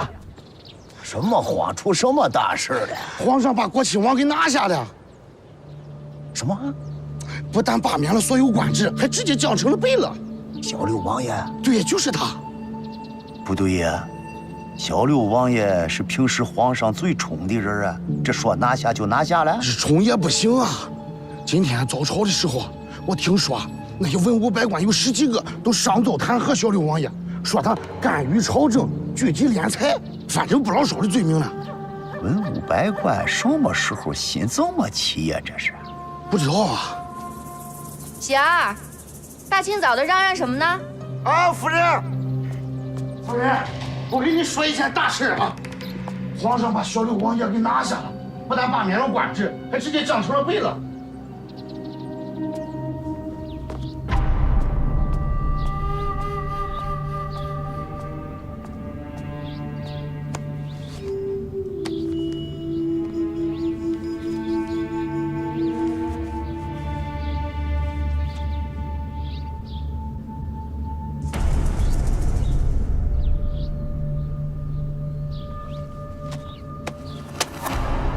以后常来啊。好。这登州运来的银两，就放到这么小的钱庄啊？这只是其中一家。那未免也太不谨慎了吧？妹妹，你有所不知，这永盛钱庄虽小啊，可却是京城的老字号，而且只此一家，别无分号，只供京人所用。还有这样的钱庄啊？这可是京城哦。哎，出来了，出来了。走，吃碗面去。哎。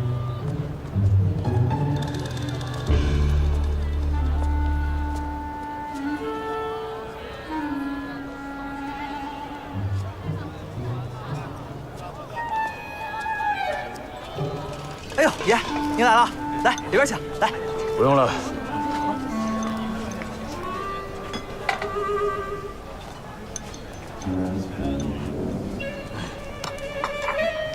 吃着呢。啊。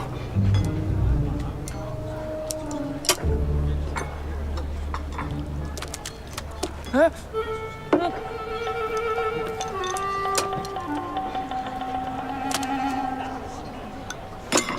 娘的，找抽啊你！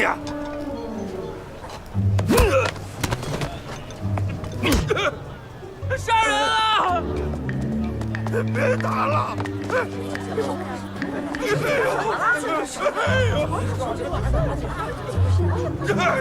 你干什么呀？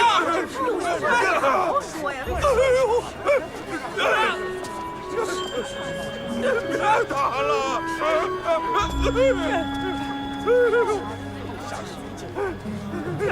别打啊！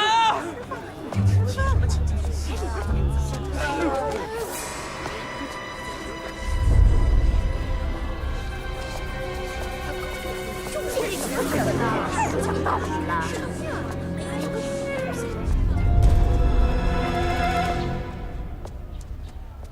掌柜的。哦。二位小姐是取钱呢，还是存钱呢？我们是来存钱的。你存多少？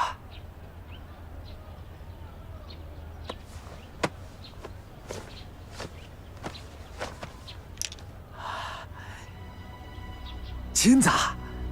把这些都换成银票。好嘞，好嘞，好嘞，好嘞。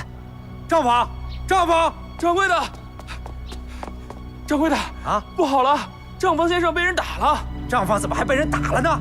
哎呀，我也不知道。我们刚才去吃面，莫名其妙就被人给打了。还存不存了？哎，能存，能存，能存。赶快把账房送去医馆，然后报官。快去啊！哎，我这就去。哎呀，对不住二位小姐，刚才你们也看到了，我们这账房被人打了。那你这生意到底做不做啊？做。堂堂一个永盛钱庄，不会不给存金子吧？哎，能存。只不过呢，要把这金子换成银票，这得先算一下。那就算吧，该是多少是多少，我明儿还来存呢。哎，好嘞。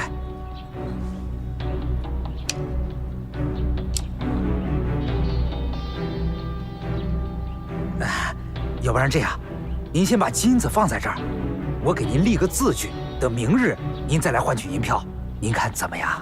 啊？怎么这么麻烦呀？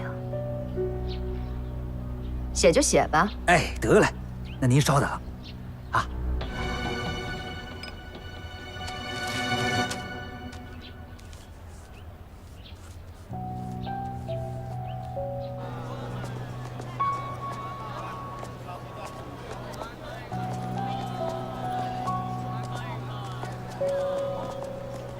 你看见了吗？咱们刚才把东西一拿出来，他那样子。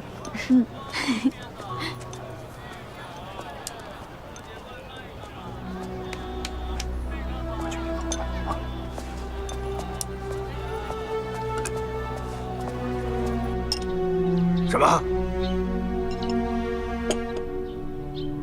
刘墉设计将永盛钱庄的账房先生给弄走了？是的。哎，他怎么又盯上永盛钱庄了呢？国泰不是说他在山东的时候，所有的线索都被掐断了吗？国丈大人，要不您给国舅爷去一封书信，让他好好的查查，到底是哪个环节出现了纰漏。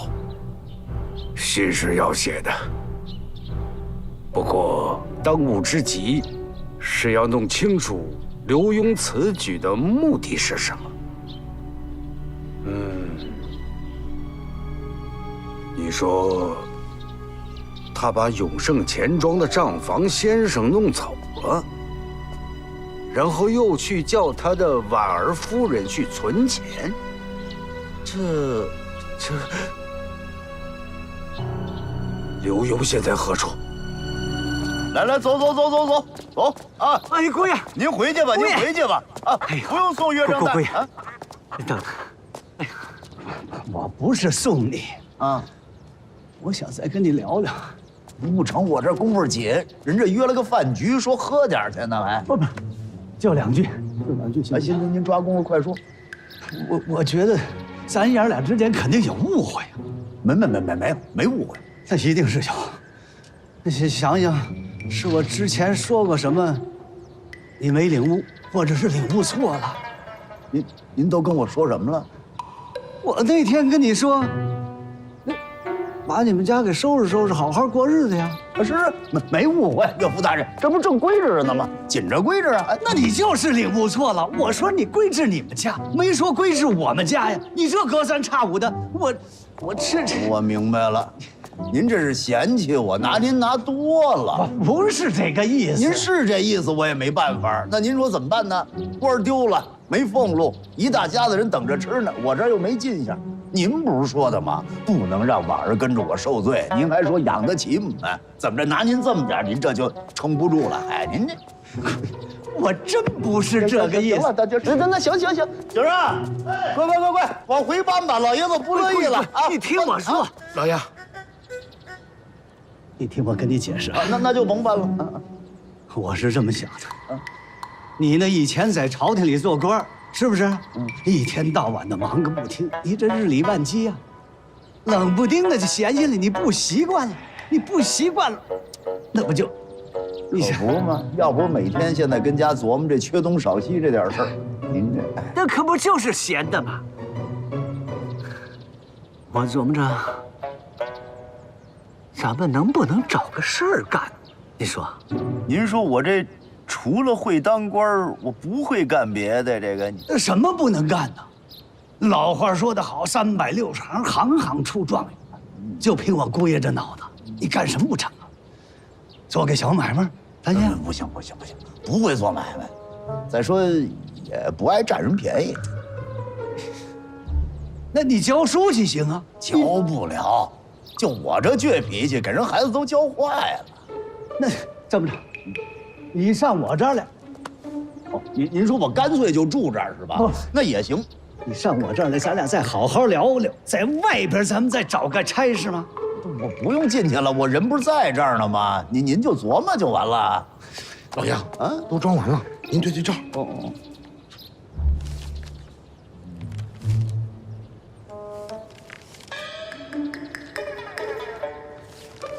郭元，你当个账房先生行吗？哎，这种这我干得了。啊，行了，顺子，你去街上扫听扫听，看谁们家缺账房先生，快！哎，六王爷，刚刚我们来的时候，我好像看到永盛钱庄正在找这个账房先生。永盛钱庄，有这事儿啊？有啊。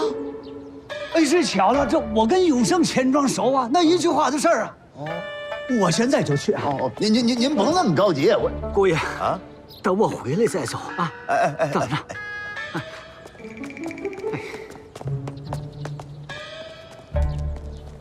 愣着干什么？把东西拉走。好嘞，老爷。走。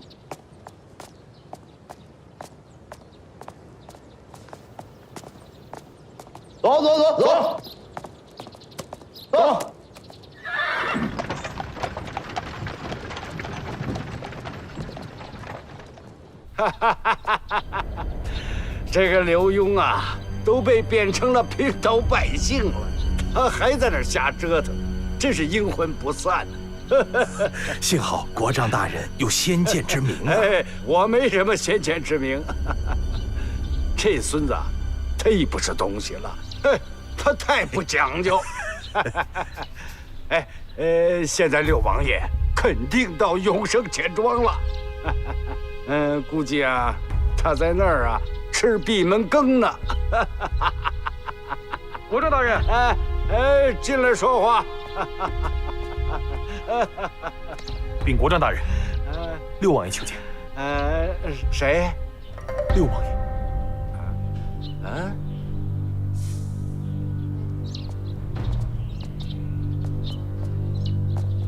哎呦，我说呢，怎么今天一大早就听见喜鹊叫呢？哎呀，原来是六王爷大驾光临呢！哎呀，国丈大人啊，您是真客气。那我算什么大驾？还劳烦您亲自出来迎接，愧不敢当。哎呀，六王爷早，您请。不进去了，您既然都出来了，咱们就这儿说几句就行了。有急事啊？也没什么急事，几句话的事儿。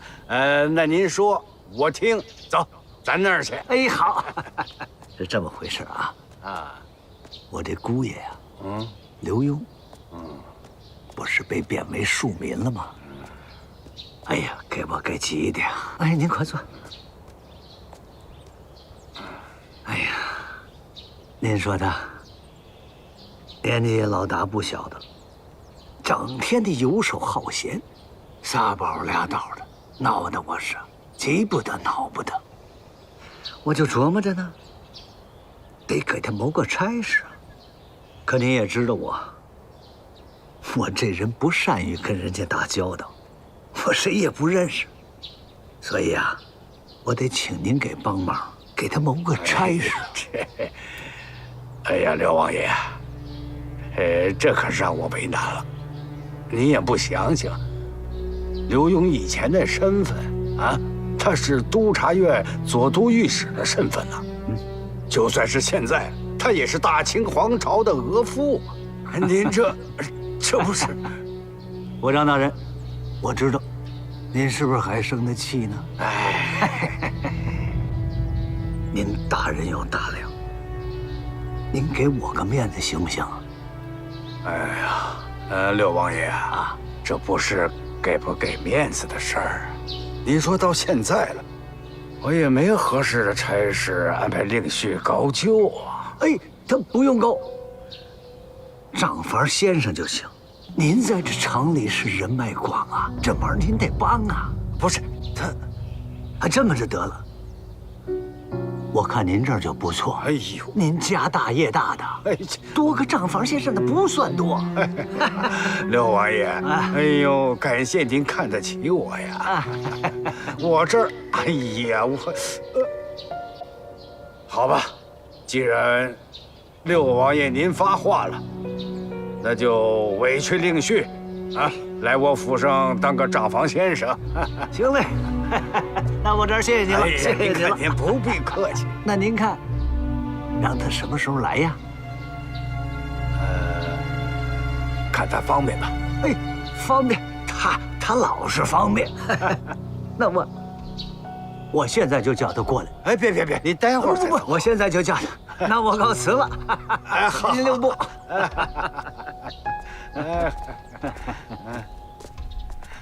六王爷慢走。哎，好。哎，慢走啊！哎，回去。哎，国丈大人，这六王爷葫芦里卖的什么药啊？卖的什么药？聪明药。聪明药。哎呀，你看啊，哎呦，现在看来呀，我平时是小看了六王爷呀。别看他平常稀里糊涂的，可到了节骨眼上，他可是非常的精明。他知道刘墉对于我儿子国泰这事儿，绝不会善罢甘休。他也知道我，也不会坐在那儿坐以待毙啊，听之任之。所以，他把刘墉送过来。一来呢，他想叫我监视刘墉，也断了他的念想；二来，他也表示了六王爷的立场。你说，他聪明不聪明？这么说，六王爷还是很识时务的。你别看他平常与世无争的样子，他不在乎这些，他最主要的是保护刘墉。哎，可怜天下父母心呐！国丈大人，那刘墉能来吗？不知道这个贺侍卫到底怎么想的，放着好好东边人家不住，非得住这西边来。人家贺大哥说了，说这边呢晚上有些马车，经常半夜从城西出城，说不定是猎鹰场就在这城西附近。那你怎么知道那车上拉的全都是银子啊？哦，人家北边、南边、东边不能走，非得走西边啊？这不就抬杠吗？我们要在这儿等到过年不成？那又不是我说的，我还想回去呢。哎，要不然咱俩晚上偷偷回去打打牙剑？合适，靠谱。就这么说定了啊！今天晚上敢不听话，腿打折。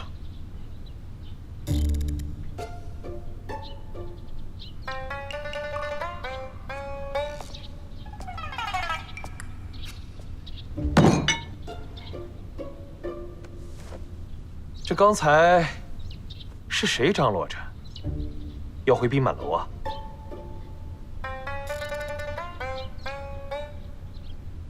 你说我堂堂一个御前带刀侍卫，亲自下厨给你们煮粥，你们非但没有感到荣幸，反而想跑，是不是有点不识抬举了？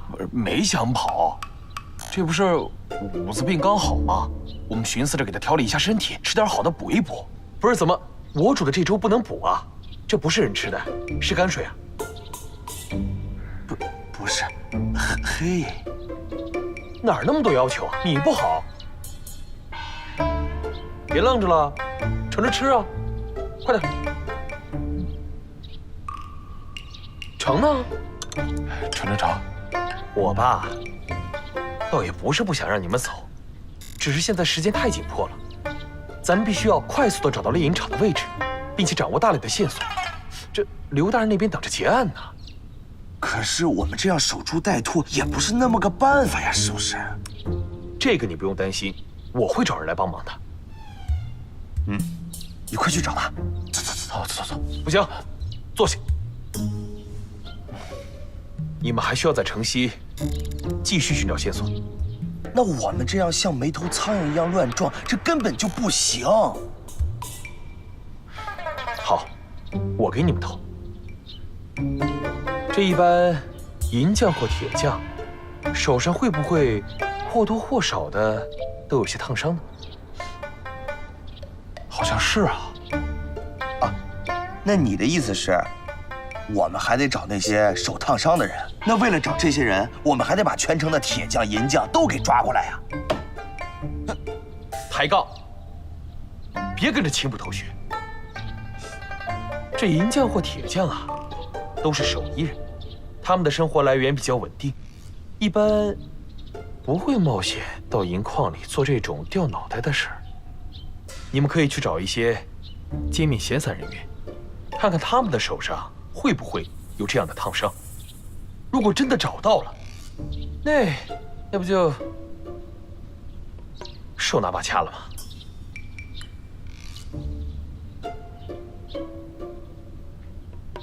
行了，快吃吧，吃完干活。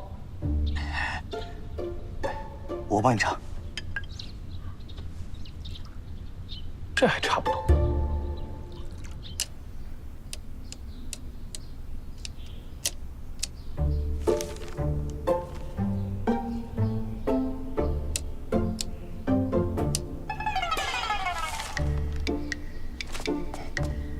哎，刘先生，这半扇猪肉劳烦您记一下啊，回头账给您补上。知道了。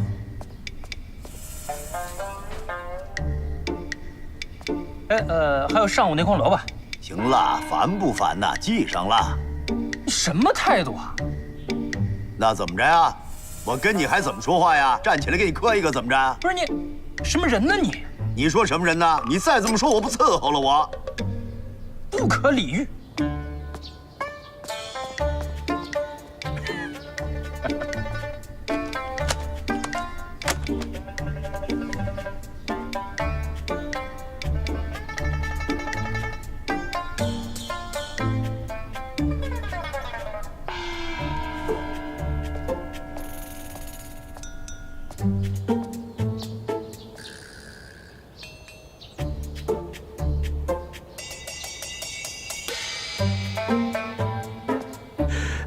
国丈大人，想不到这刘墉还真就过来了。这就叫骑虎难下，不得不来。为什么呀？你想啊，他那个靠山六王爷来找到我了，他总得有个交代吧，要不然就会暴露他真实的目的。到时候别说我不容他，就连六王爷也会跟他翻脸呢。哦，原来如此。那刘墉岂不是偷鸡不成蚀把米，聪明反被聪明误吗？这就叫哑巴吃黄连，有苦说不出啊！哎，除了永盛钱庄之外的那些钱庄的账房都安排好了吗？安排好了，都是咱们自己人。好，好，我相信刘墉绝对不会善罢甘休的。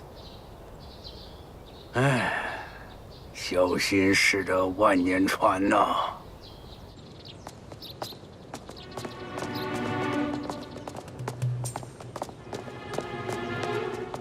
格格好。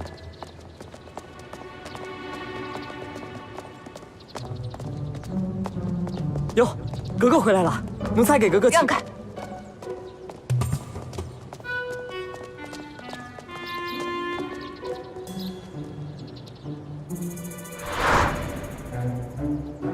那老糊涂呢？这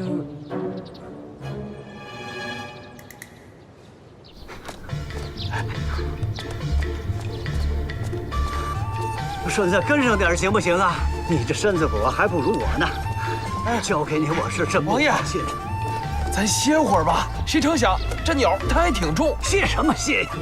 婉儿要是跟上来，我这鸟就完了。哎，王爷，姑爷想去那永盛钱庄当那个账房先生，您就帮他言语一声呗。您何苦？你懂个屁！看着鸟吧。六王爷啊！哟，六王爷！哎呦，我操！六王爷，我这正找您呢，出事了，出大事了！出什么事了？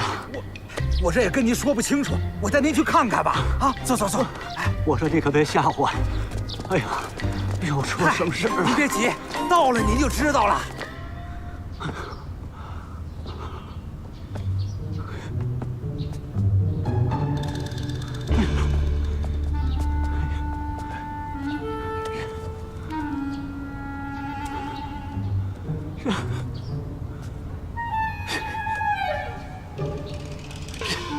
哎呦喂！这哪孙子干的呀？这是啊！我说你们这是怎么给我看的呀？混蛋东西！那再买一点鸟拿回来呀？它不好买呀。它怎么就不好买了？那个地方，它特别。怎么个特别呀？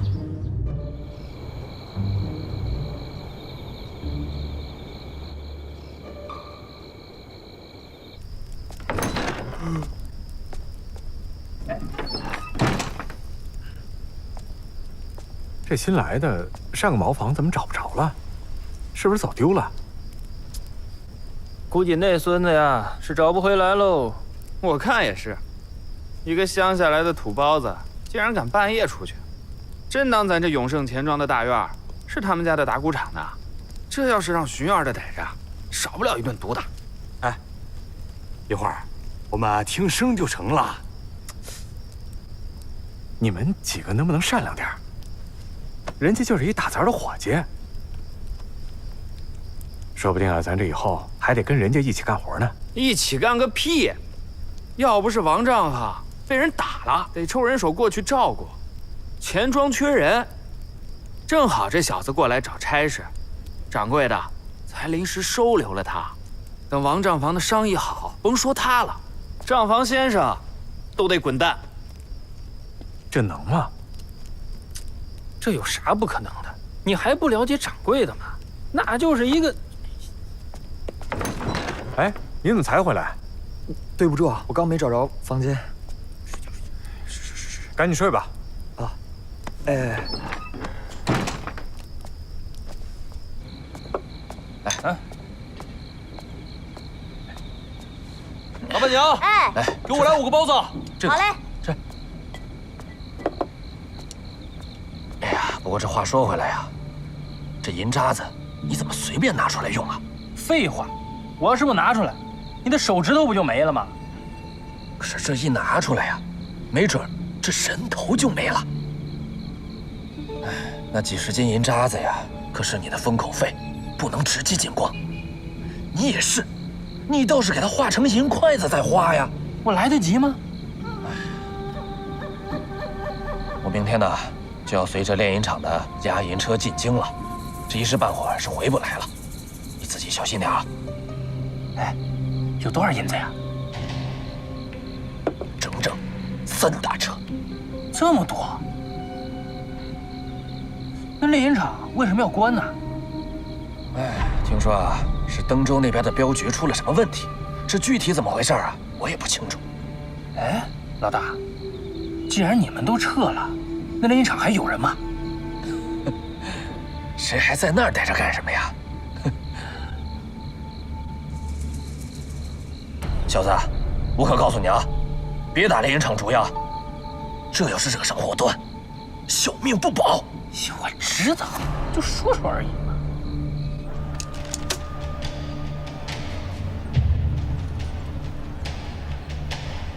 看什么看啊？看不懂字啊？啊，对不住。哦，是您呐，掌柜的早就交代过了，说您今日啊，今日我就取走。啊？啊什么啊？听不懂人话呀？我不存了。好，好，好，您二位坐一下，稍等，我再对一下账。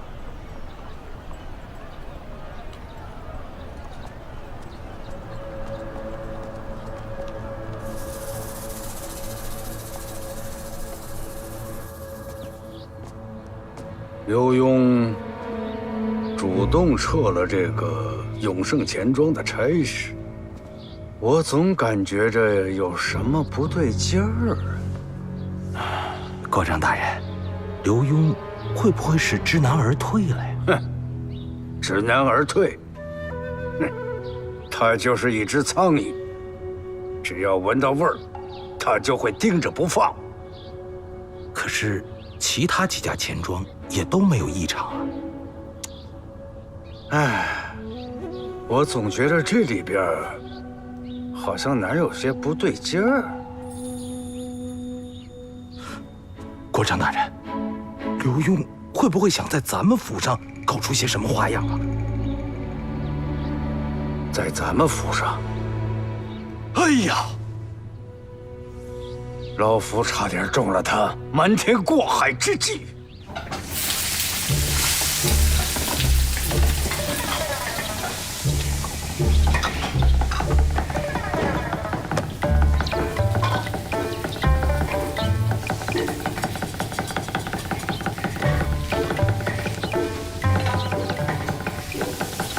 哟，刘先生，您怎么上这儿来了？啊，我那完事儿了，过来溜达溜达，随便看看。哼，看归看，别偷吃啊！哎，我怎么这么缺嘴呀？我不缺就成，那你随便看，我忙活去了啊。哎，我说，今儿什么日子呀？今儿初九呗。初九有什么说头吗？初九能有什么说头？那没说头，怎么弄这么些好菜这？你说这些啊？今天国丈大人请客。哦，请谁啊？这我哪知道？咱们这边的人呢，可不让随便去前边瞎晃。哎，话没说完呢。我说刘先生，我那还烧着火呢，咱有什么事儿，等我忙活完了慢慢说，行吗？不成，有的事现在得问清楚了。你跟我耍横怎么地啊？我招你了还是怎么着？你还真招我了。不是你的账不对。账怎么会不对呢？刘先生，我在这国丈府当厨子可不是1天2天了，你可别瞎说。我管你几天了呀？你的账就是不对。这账没有不对啊。刘先生，咱借一步说话。哦。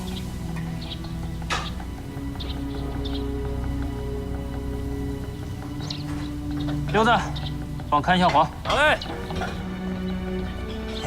刘先生，那个你要有什么话呀，你但妨直说，行吗？不是，你今儿上午那菜钱就是对不上，是吗？啊，差多少？2大子儿。我说就2大子儿，您至于吗？睁一只眼闭一只眼就过去了。那哪成啊？这不是闭眼这么简单，那钱丢哪儿去了，我得知道啊。丢哪儿了？这又不是你的钱，我管这个呀。你这么着吧，2大子儿，我给您补上，你看成吗？那不成，我得知道钱奔哪儿了，我得好往上回话呀。你管他钱奔哪儿了，我给你补上不就完了吗？不成，你得告诉我这钱奔哪儿了。这样吧，我给您3个大字儿。3大字儿啊？那多一个按怎么办？多一个是你的。哦，不合适，那你不是亏了吗？我亏，我认了。你不上报就撤。不行，你这拉家带口过日子，让你亏了也不合适。这么，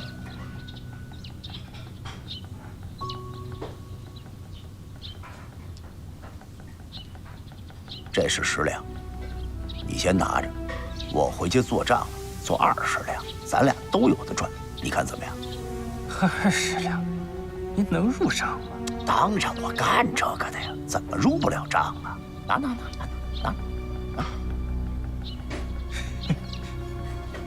刘先生，仗义。放心，没事。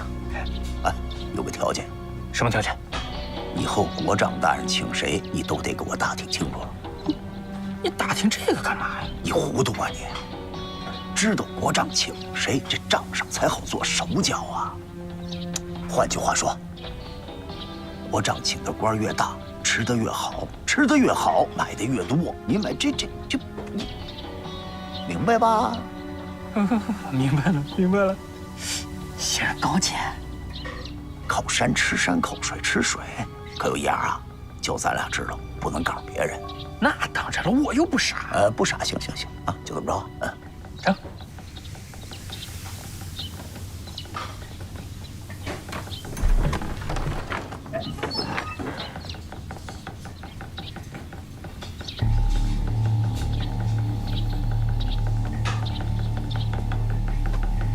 溜达，帮我看下滑。好嘞。让开！让开！让开！让开！怎么这是？官爷，怎么回事啊？谁是你们掌柜的？掌柜的。哎，官爷，是我。官爷，怎么着了？有人举报你们聚众谋反啊！兄弟们，走！是。这怎么可能呢？不可能啊！这我们都是……甭跟我废话，都给我搜仔细点！让开！让开！